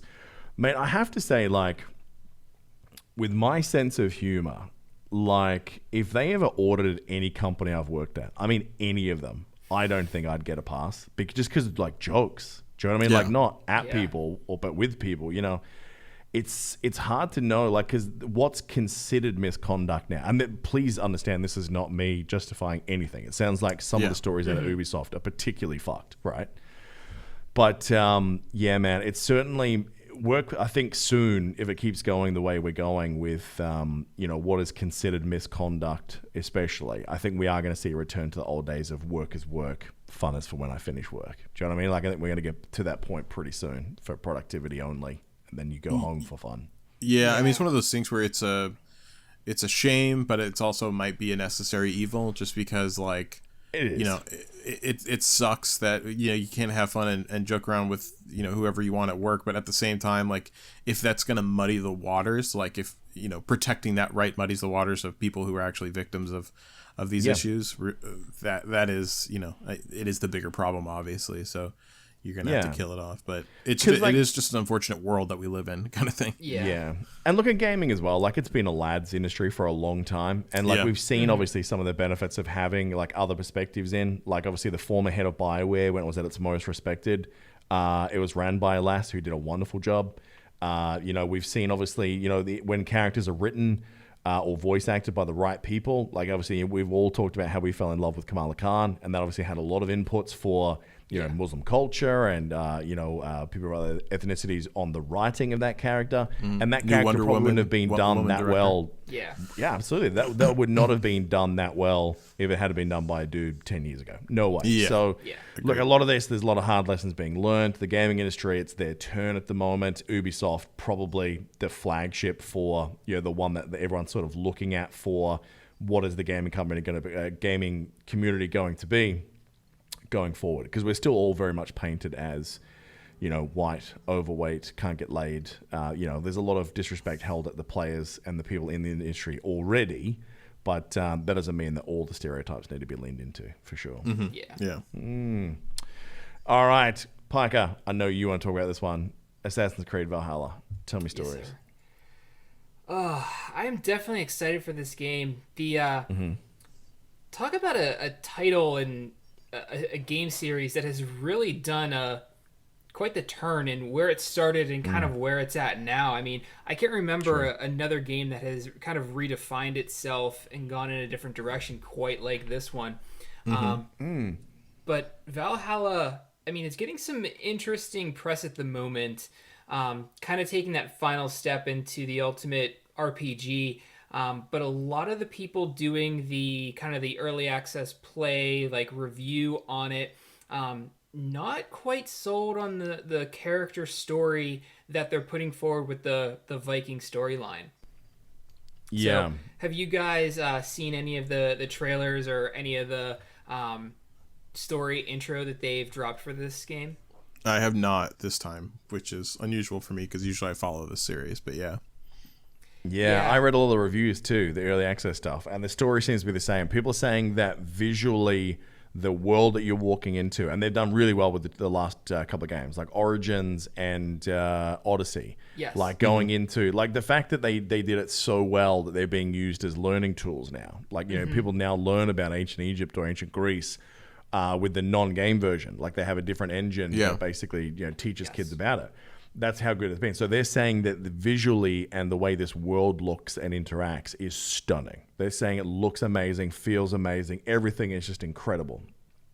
The downside is that they're saying the characters they didn't put the same work into. They're saying they look and feel really out of place. The fact that the guy and the girl this time are exactly the same name. They're saying that literally they might as well just be the same character. Like, leaning into why not just pick a guy or a girl and just stick with it? Right.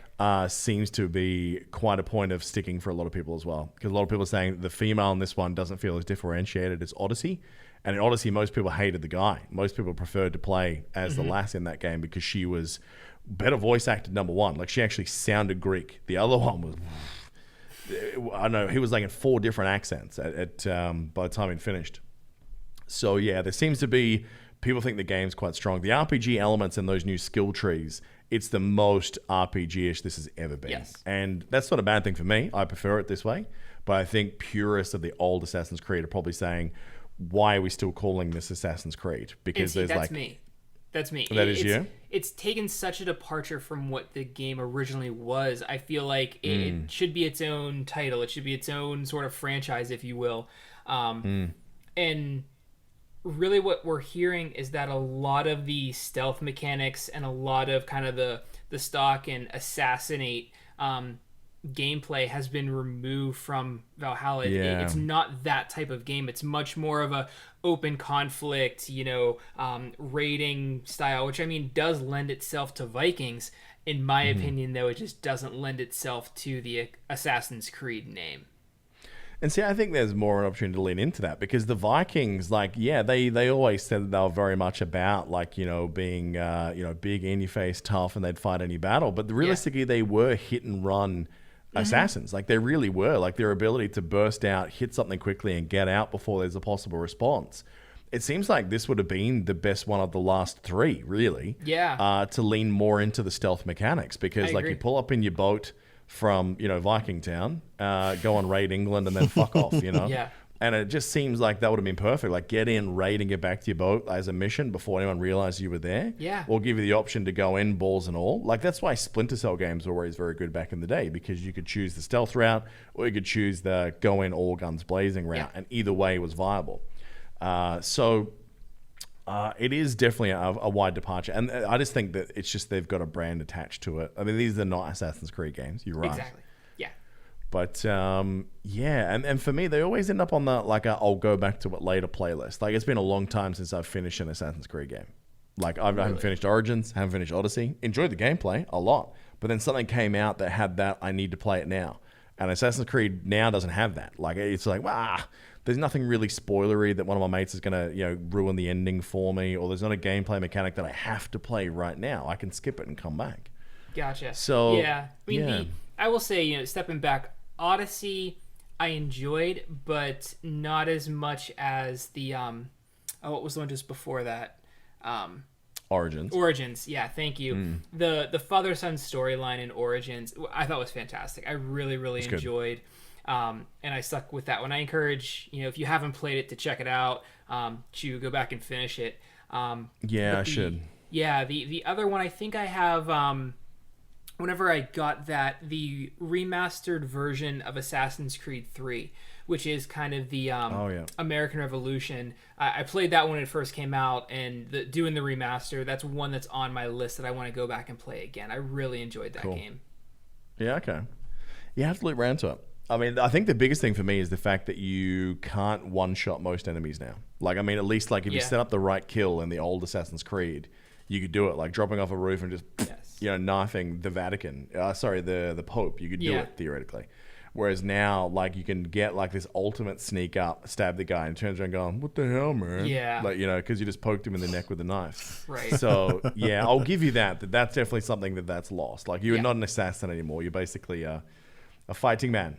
Yes. Yeah, I think that just as you said, it's one of those things where the game has definitely diversified from what it originally was. Because I played the first couple really hardcore up until I think Assassin's Creed 2 I played, and everything before that I played hardcore.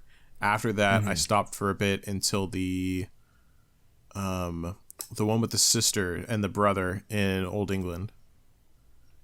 Do you know which one? Yes. In Old England? Was that Unity?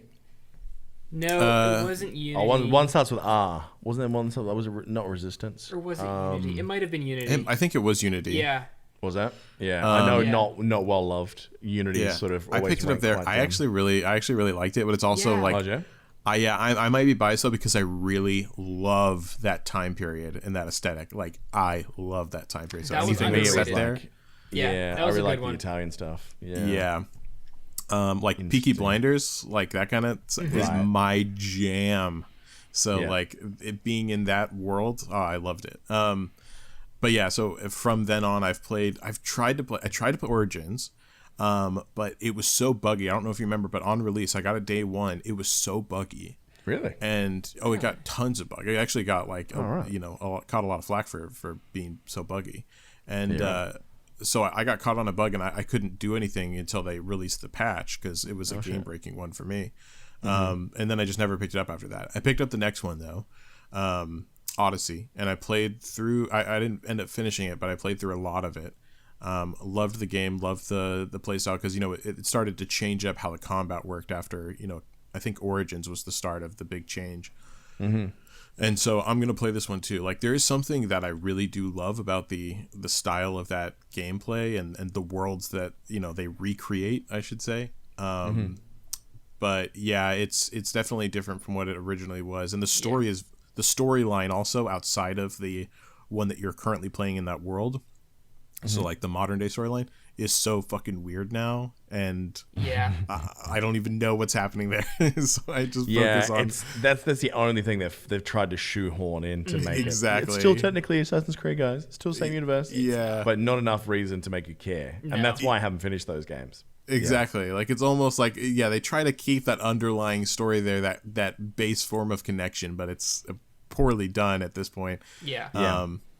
But I am going to play this new one for sure. Like, I'm going to play all Assassin's Creed games because they are that good, honestly, that and enjoyable for at least a certain amount of time that I will play them. I respect those games. Yeah, absolutely. Alrighty then. Anything else you guys want to sneak in?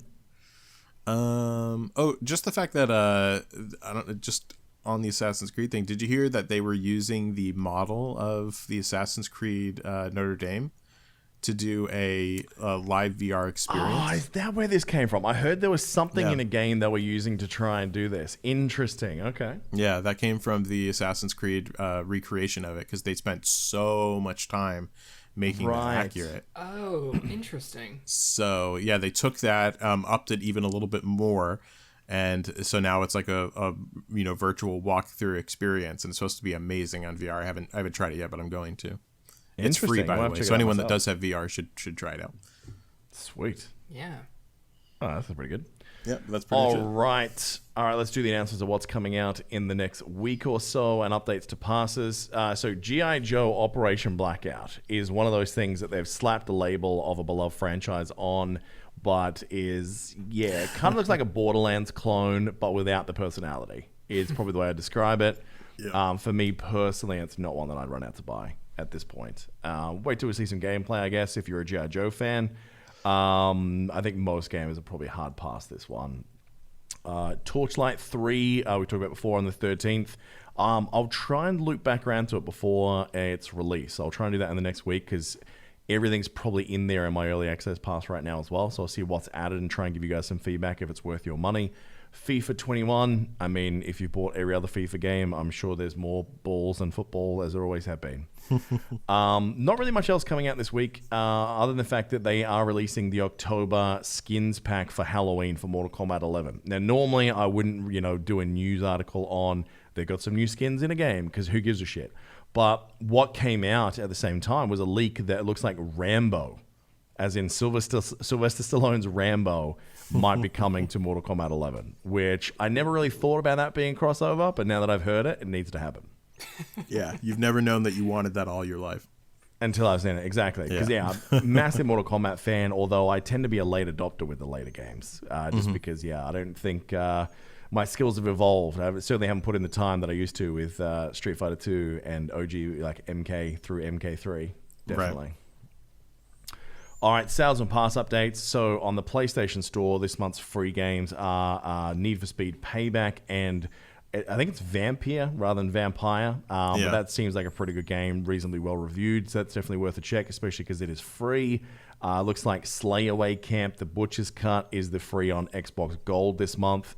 To Game Pass, we're getting 3 editions so far for October already, on top of what we announced last week.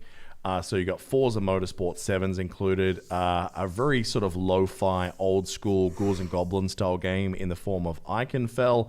But Hebrew, the greatest game in the world, tribute, is coming out on the Game Pass, and that is Brutal Legend on the 8th of October. Will be free to play for people with Game Pass. If you haven't played this game, it's old, the graphics are not going to hold up, but you should absolutely play it anyway. Jack Black voices the main character. It is very much Tenacious D, the video game. You need to play it.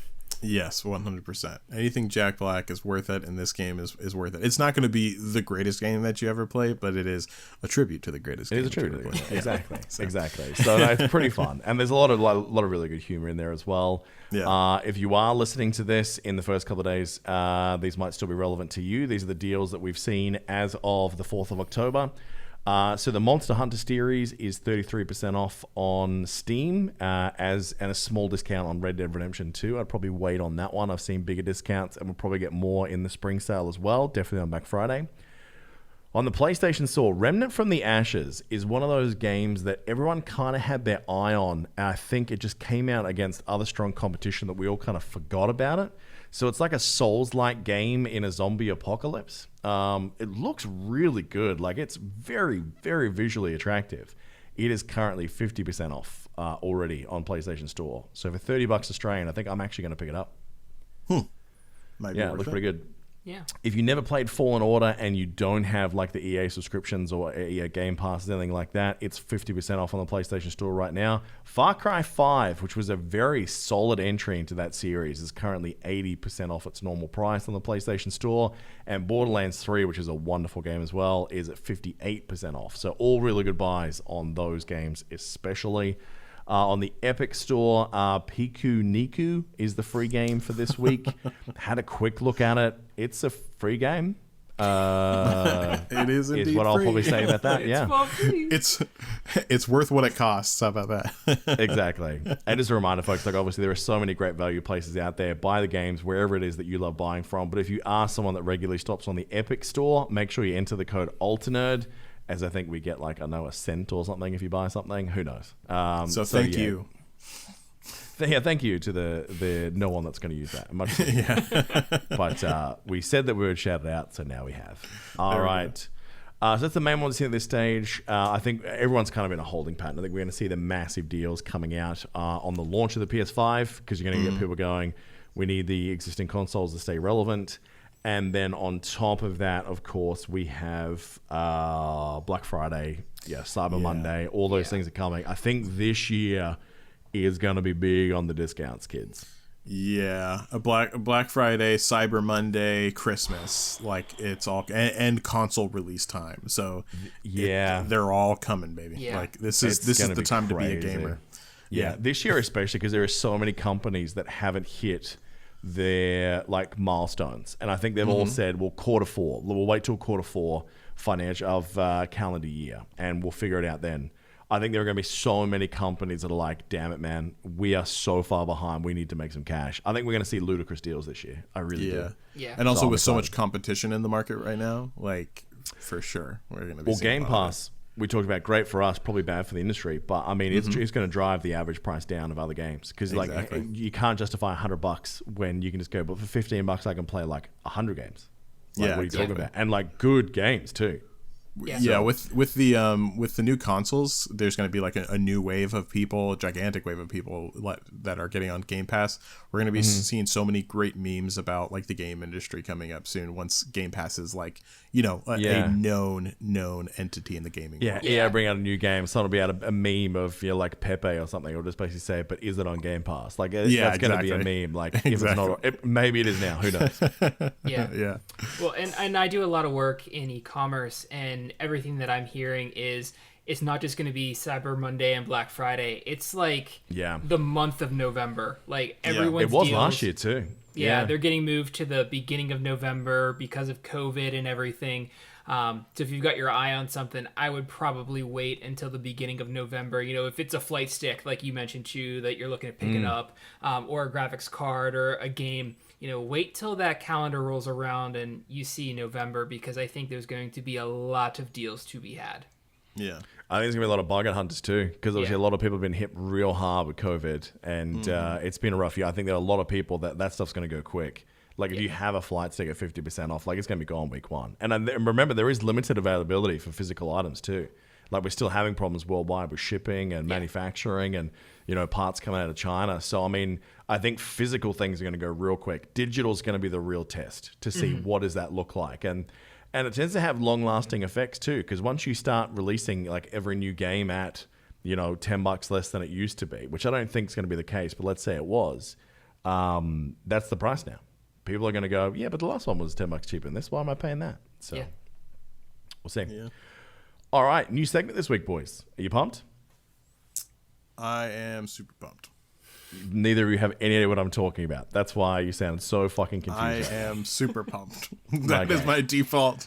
So One of the things I love the most about the podcast I was on for 2 years was interacting with the community and basically answering really fun questions from there. So as a way of testing this out, we're having it available to our patrons only at the moment for the first week or so, and getting feedback from you guys if you guys think this is fun. So it can be gaming or nerdy specific, or it can literally be as out there as you want. So the idea is we're going to try and do is, if we end up getting a lot of submissions, is we'll collect a couple of examples.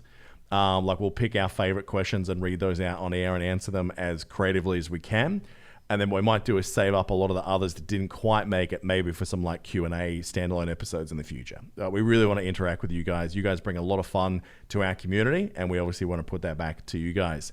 So we have 3 questions that we have picked this week from our patrons. Thanks for all you guys do for us. Do to us sometimes, I guess. Sometimes you pay the money, you get the benefits, right? That's a special tier. And segue to OnlyFans. So starting off with the man himself, Dahooch. He's been a great supporter of the show and a great friend, and we've spent a lot of time gaming with him, especially in Avengers recently. Mm-hmm. He says, we've seen a lot of bad movies that were based on video games. Haven't we? Fucking what, boys? Yeah. Usually they don't do well because they're not given the time to breathe and establish in the world, unlike a TV show. Given the amount of worlds and stories that we've had in gaming, which video game franchises would you like to see turn into a TV show, even if just for one season, or a series like they do in the UK? What do you think? So many are coming to my mind right now, honestly. Yeah. I'm trying to decide between the top ones. Okay. So if one of you guys already knows yours, because mine's going to be probably a couple, honestly. I have one. Okay, Especially for like a series, and even like a multi-season series. The Fallout game. Turn that into That's happening. A season. Is it really? Yeah. I've forgotten the article already, but this was announced a little while back. So that this post-apocalyptic like scenery with the dialogue that's in that game. Yep. I think that would be hysterical. It would be fun and different. Like that's what I want to see. Yeah. Oh, you know who's producing it? Amazon. Oh, of course they are. And we know after our Lord of the Rings conversation last week, they're throwing money at projects. Yeah. It's Amazon. Good God, boys. Yeah. Wow. Let's go. I knew it was someone, but I did not remember it was them. So it's going to be coming through Prime as well. That's so awesome. I mean, that's all sorts of awesome. Mm-hmm. Yep. So already happening, Piker. Your Nice. wish is granted. Excellent. Man, you got some good ass powers, Pika. Yeah. Literally manifested it 3 months ago. Is what you I did. like it. Or unless you have fucking yours? cheated and read this earlier. Let me spitball here. Mass Effect to be one. Mm-hmm. I think that now that it's sort of dead in the gaming series, I'd love to see like a serialized, like start off with the Shepard story and then like pivot off into like a spin-off. Maybe do Andromeda as a TV series and do it the right way. I think Mass Effect is a really, really cool universe. It was very Babylon 5-esque, and we haven't really got a show like that out there at the moment. The closest to it, funnily enough, is what's the guy from the Family Guy? Seth MacFarlane with Orville. Orville is probably one of the better shows out there right now in sci-fi. Orville was actually like surprisingly great, right? Like it was really closer to the original Star Trek than the Star Treks are. Well, I will say that the new Star Trek, like I get bored in Star Trek so quickly. I've never finished a single Star Trek series, which will piss off a lot of nerds, I'm sure. But the new series, Discovery, I want to say it's called. Yeah, that's the one with the mains, I forgot what her name is, Michael something. She's the black woman. That's right. Yeah, I've watched it. Go ahead. Yeah. I binged that when I was on vacation with my wife. Like while I was in between like work and stuff, I was just crushing that show. It was really, really fun. Yeah, so like it's not that those are bad, but it's just that there's a particular charm. Like my dad is a huge fan of the original Star Trek series, so I've watched just through osmosis all of the series. And I will say, like, there is a particular charm to that show that is yet to be recreated in any of the Star Trek shows. The Orville was surprisingly much more like that than any That's of right. the following Star Trek series. It has that element of like, fun and outlandish humor to it still, and like the, kind of cheeky jokes and stuff, but still has like a modern approach to it. So I actually really, really enjoyed the Orville. It's coming back for another season. By the way, it's not over. I think it's supposed to be coming out in December, if I remember correctly. So That's one show I didn't watch, but I have wanted to. you really should. It's worth Yeah. it 100%. Yeah. Yep. Dragon Age needs to be a show. I have on the tip of my tongue that I was going to say, and now I just hope it wouldn't be too Merlin-y, because I thought of that one too, and I was like, I just don't want it to be Merlin-y. Could be. Well, I mean, then you got like Might and Magic. I mean, Elder Scrolls, I think, is something that it lends itself very much as well. Like, Skyrim. I mean, I think you've bought Skyrim the video game on every possible platform that you could now. So I think the only logical step next is to make Skyrim the movie, or Skyrim the TV, Elder Scrolls TV series. You could do a lot in that universe, a hell of a lot.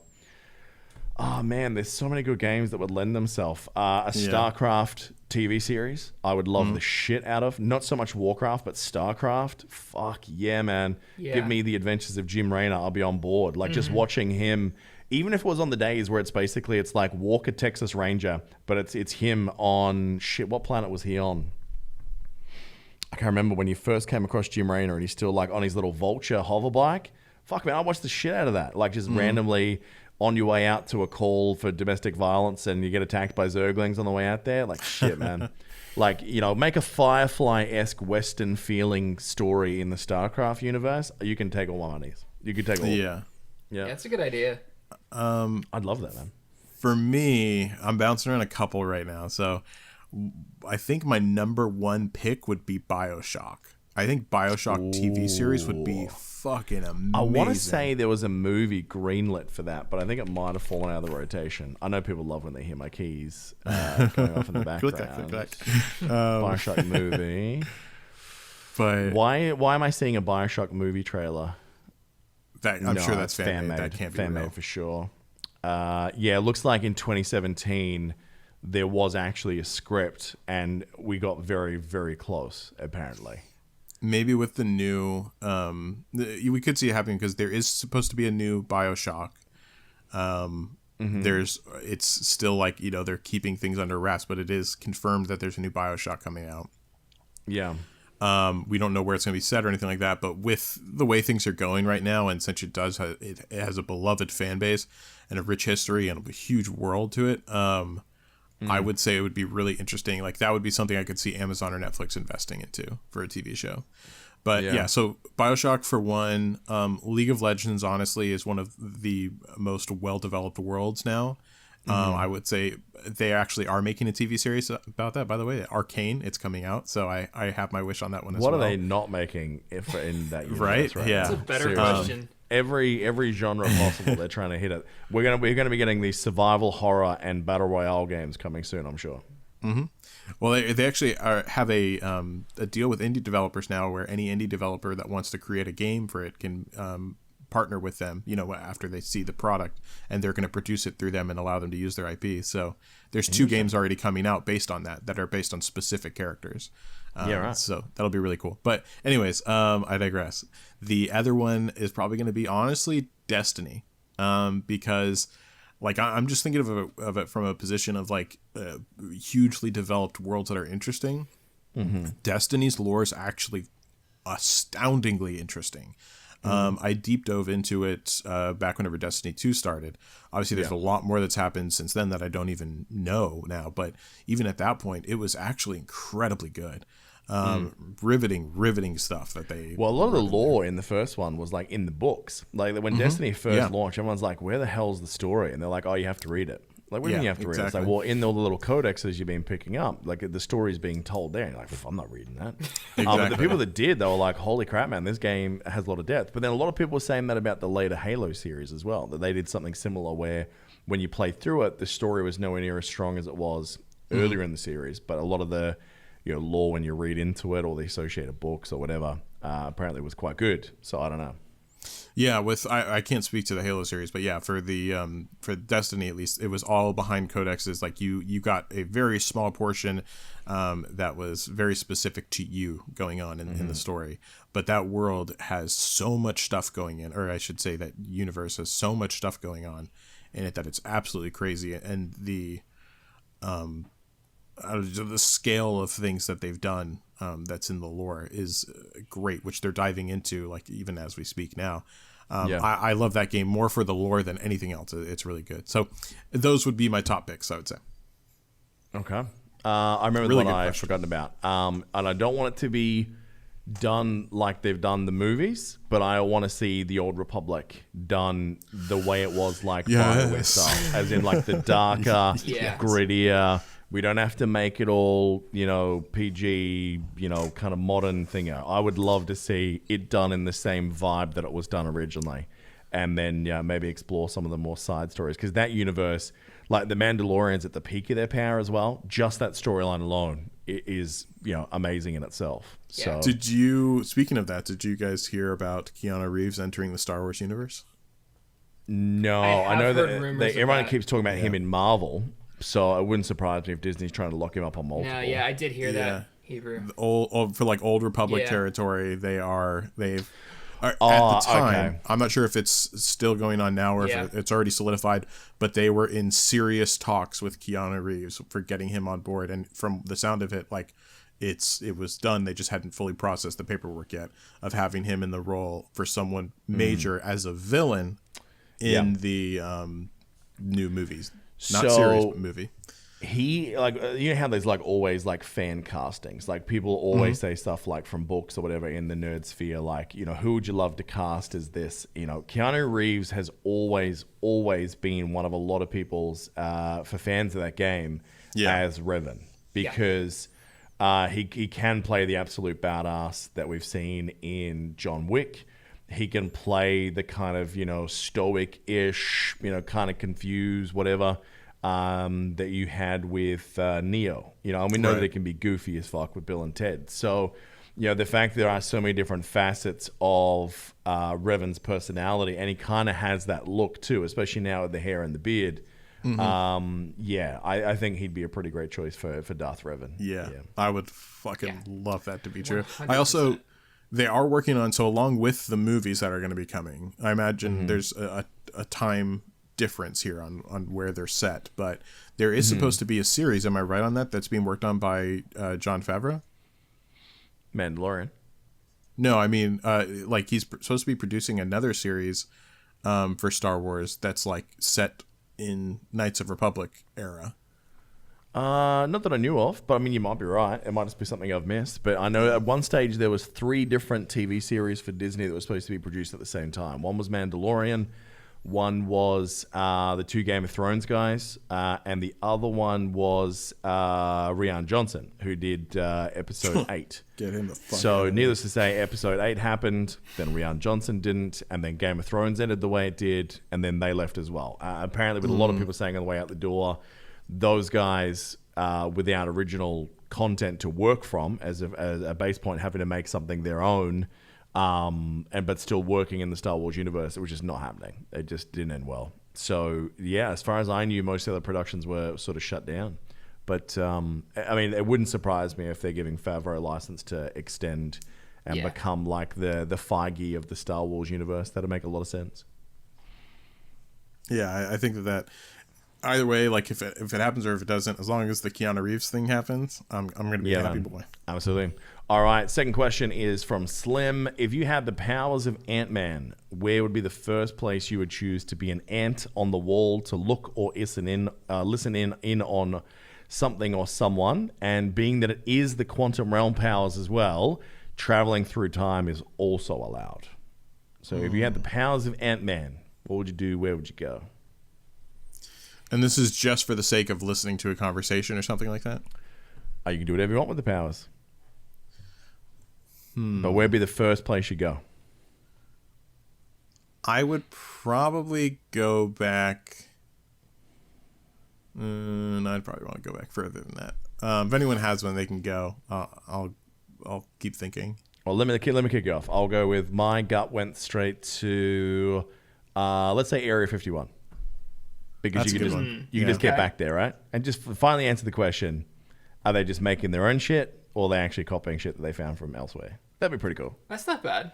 That's not Yeah, bad. that's But pretty even good though I'm an ant, I'm still going to Naruto run in there. one. You have to now. Oh, You have to. Yeah, absolutely. Okay, so I was thinking if time travel is allowed here, Yes. I actually want to travel into the future, just into 2021, and see if we're still around. Like, do we make it out of 2020? That is the yeah. best one. Yeah. That's what you want to know, that like as you're typing it into the computer, it just goes file not found. right? Exactly. That's how you Yeah. that's how you know. So then you can Yeah. pick somewhere else. Yeah. Yeah, I mean, for me, I would probably. God, this is so hard. I would probably go. I think the first thing I would do is probably go forward, because I want to live forever. So I'd want to go to a time period where I could then be given whatever I need to live forever. Yeah.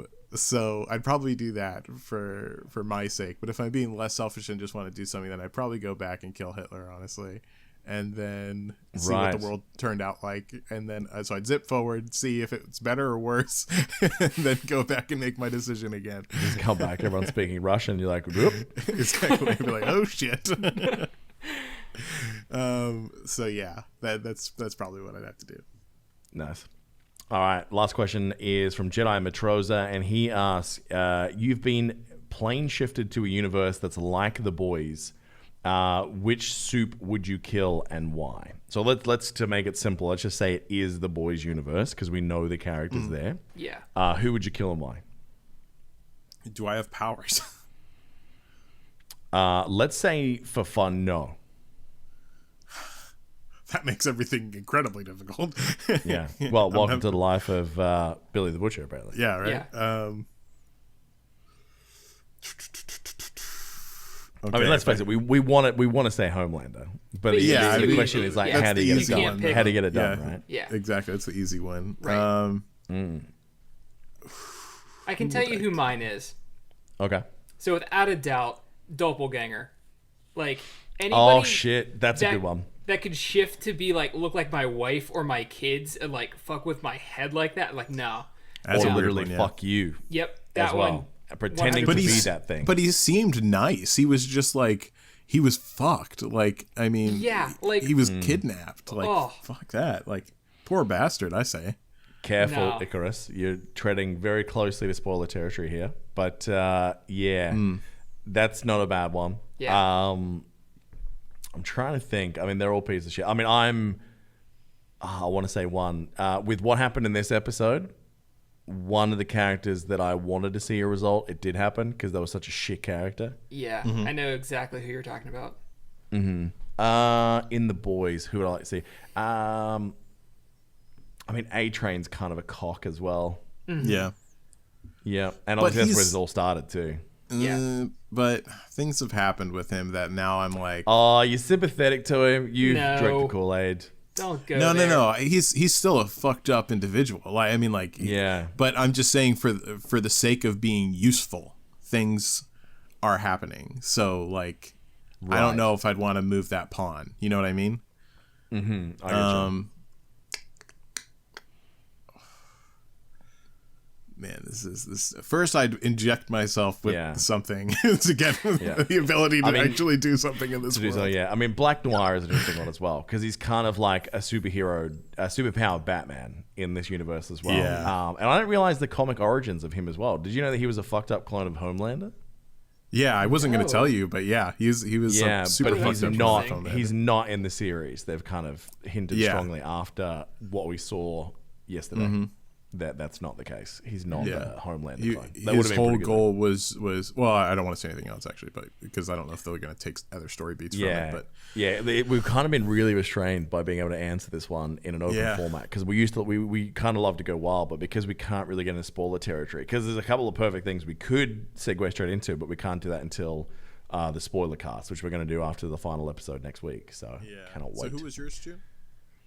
I'm gonna go. I mean, I'm still gonna stick with Homelander because it says like who you're gonna try and kill. So I'm gonna say Homelander just to basically I'm not gonna be an idiot and just like go in and shoot him because we all know it's not gonna work well. But I think trying to find a way to kill him would be very, very challenging. That basically you would be Batman trying to take down Dark Superman. Let's face it. Like it's all about the prep time. Yeah, I think I would be trying to kill. Can I say her name? Who? I don't know if that's spoilery. SF. No, she was introduced in like episode 1 of this season. Yeah, I think that's safe. So Stormfront. Yeah. Like I would. I'm surprised you murder just didn't come straight out and say that Stormfront. from the start. Given, I mean, because I don't know if I can. I didn't know if I could say that. But like Stormfront is my number 1 hit list, especially after this episode. When, I'm gonna word this so that it doesn't say anything. But whenever she said that one thing to that one person that I felt so bad for, I was like, 100%. You fucking bitch. Yeah. So, but even that storyline you're kid, talking about, like you can't resolve that in an episode. Like I have no idea what's going to happen this week. It better be 3 hours long. That's all I'm saying. It better be 6 hours long just to be safe. Well, the other thing as well is that there is a character that I know is in this season that I haven't seen yet, and with who that person is. I'm real curious. I'm going to talk to you as soon as we finish recording this in about 5 minutes. I'm going to tell you what should have happened by now that hasn't. We'll go from there. I mean, there's a lot of things that I'm going to just like have to like vomit out right after this is done. Yeah. I think that's what we should do. We should watch it together and then just go straight in. Then just go straight in. That's a good idea. That's a good idea. Yeah.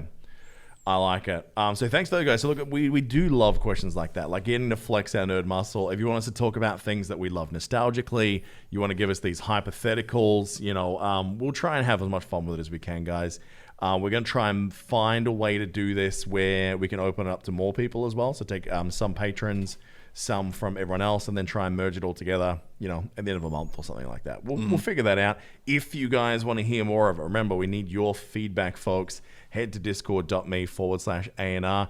And now it's time for the massive list of thank yous. So it's been an incredible response. Like when you launch a new podcast, like, even if you get a couple hundred people come follow you, it's a massive deal, right? Because they're so hard to get off the ground. Every man and his dog, especially since COVID, has a fucking podcast now, right? Yeah.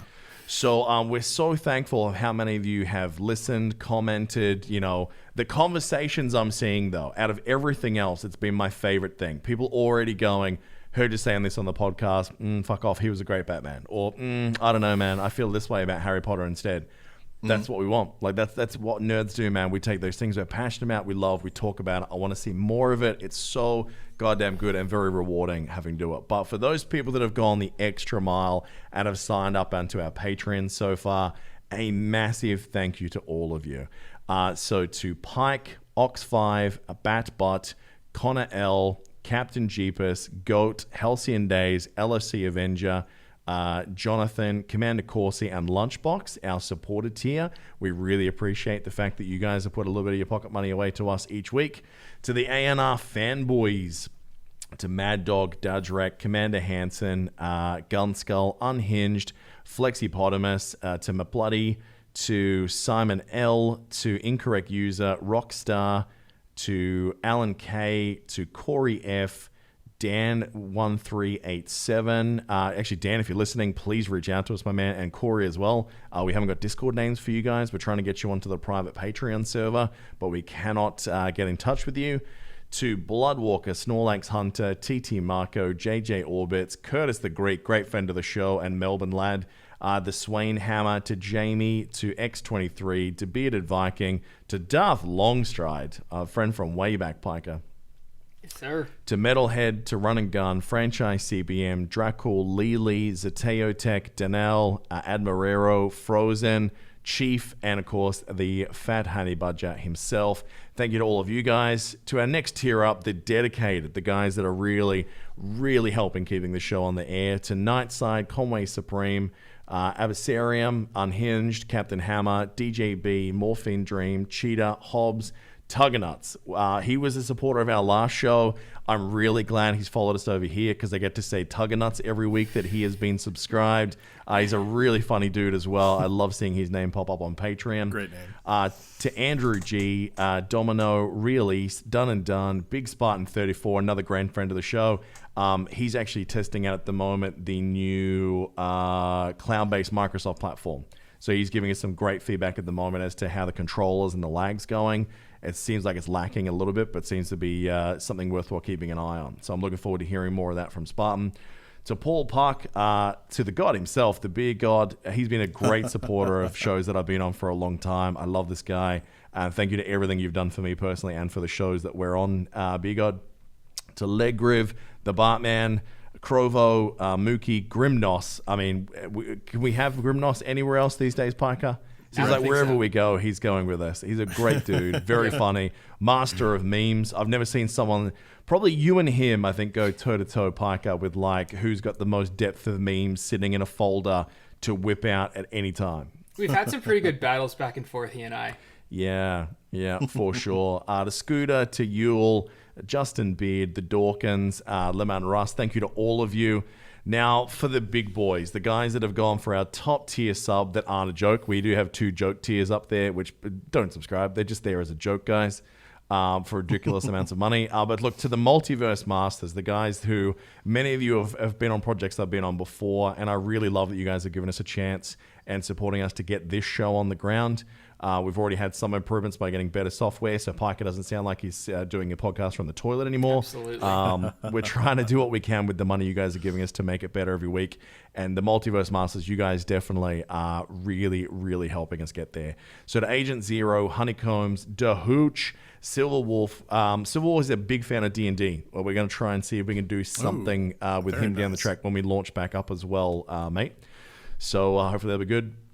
To Bronzy, Jedi Matroza, to Slim, JW, a friend from way back as well. He's followed us with many A&R projects, particularly the Strike Force alliances. To Neil Wybird Wiley, again, one of my favorite names to say. Jackie246, he's a great dude, younger fella. He's going through exams at the moment, mate, so good luck with all the accreditation. I know it's a stressful time for you, my man. To Lord Keen, a massive thank you. Now, I have to loop back because Lord Keen, we actually have a title that I promised him he could keep from the Masters of Launch Days. And I say this without having talked to either of you about this. Let me come back to that in a sec. I'm going to find that chat because I knew there was one note that I didn't put in this week that I really, really needed to. Where are you, Lord Keen? I was only chatting to you yesterday. So for this week, he is the Imperator. His name is Lord Keen. He is a great dude. He supported our shows for a while. Thank you so much. And I think we're going to lock into a permanent name for him. So he was on a custom tier we had on Masters Launch. And for legacy stuff, I'm going to let him keep that for sure. For sure. Nice. For Moon, Judas95, Folpsy Schmaltzy, Spark Zulu. I mean, he's been with us from, I think, the Sigma days in Strike Force. To Dragus, to Della, or Hulked Out Heroes, depending on your name. Oh, yeah. He's a great dude as well. He's followed us to pretty much everywhere, and I love the chats we had with him. And also to Kane76. Honestly, thank you to all of you. It's been a wonderful response. We didn't expect so many of you to come with us so quickly. But yeah, look, we'd love to do more and more content for you guys out there if you are enjoying it. The best way for us to justify more time away from our jobs, our wives, our girlfriends, our kids to be able to do this is if we can make it more financially viable. Obviously, if we could find a way to do this permanently for a living, we would do it. But we can't do that without your help, folks. So that is at patreon.com/ANR pod. Thank you to every single one of you. They will be watching the video of this in about however long it takes this to upload the internet on video. Whereas, obviously we edit out the audio version for everyone else in a couple of days. Anything else you want to sneak in there, boys? That is pretty much it. Just, echoing all of that. Just thank you guys so much. It is absolutely amazing that you guys have come over. Yeah. It means the world. And especially at such a hard time right now. So I do, whatever you call it, stimulus checks were pushed back again. So we very much appreciate that, guys. Yeah, I can't thank you guys Absolutely. enough. See so many names of, friends and people that I've talked with. It's wonderful to see everyone kind of coming along with us for the ride. Just a huge thank you, and wonderful to see so many friendly and familiar faces. I know when people say this, it normally sounds like horseshit as well, but we really want to make this like a show for the fans and for nerds out there that just love, this sort of thing. So, I mean, please get involved. Like, whether you're giving us money or not, guys, obviously you've got more direct access to us if you do give us money, because we've got the private Discord set up for you. You can get in touch with us that day. But we want to make more of the show that you guys love. So the good, the bad, the ugly, head on over to discord.me/ANR. And yeah, leave us that feedback. Have a chat with us. Hell, if you're a little bit shy, send me a DM. If you've got nudes, probably send those to Hebrew. Definitely. Hebrew. Yeah. I'll pass on the nudes to you. Unless you're really attractive, in which case send it to Piker. As long as you're over the age of 18. If you're not, forget about it. If you're not, please don't send anything to anyone and get off the internet. Yep. Save yourself. And that's it. Go to your parents right now, show them this podcast, accept the grounding they've given you for listening to this shit, and then move on with your life. That's what you do if you're under the age of 18. Exactly, yeah. Yeah, why are you listening to this if you're under the age of 18? Go away. Mate, I'm surprised anyone listened to this with the amount of shit that we talk. But I'm really glad that they do, because it's a hell of a lot of fun. And we've had a lot of people that have come from the other project we used to work on, Piker, say that they can really hear the passion. Like, on the things that we get angry about, they can hear it, they can feel it. On the things that we talk about that we love, they can hear it, they can feel it. Whereas the last one, I think we were both going through the motions by the end. Yeah. We're doing it because we're sort of tied to one product, one game. So a lot of fainting emotion there. Yeah. Absolutely. So it's good. We're free. All right. There we go. Hebrew Hammer, thank you very much, mate. Thank you. Piker, thank you. Thank you. Let's do it again sometime. Absolutely. How about 1 week from now? How's that sound? Yeah, about to say 7 days away. I think we're doing like 3 podcasts next week the way it's going, with all the stuff ending. We've got like the Genshin one. We've got the boys. There's going to be a lot of content next week, and we hope you join with us. Make sure you head to youtube.com, Alternerd Reality. I'm finally going to make the return to stream a couple times this week, so if you want to watch me go full Simple Jack on Squadrons, or if you want to see me actually be good at a game in Genshin, I'd love to have you there. That's at Schuberg84. That is my name. I've just realized. It's been a pleasure. All right, we'll catch you guys next week. Cheers. See ya. See ya.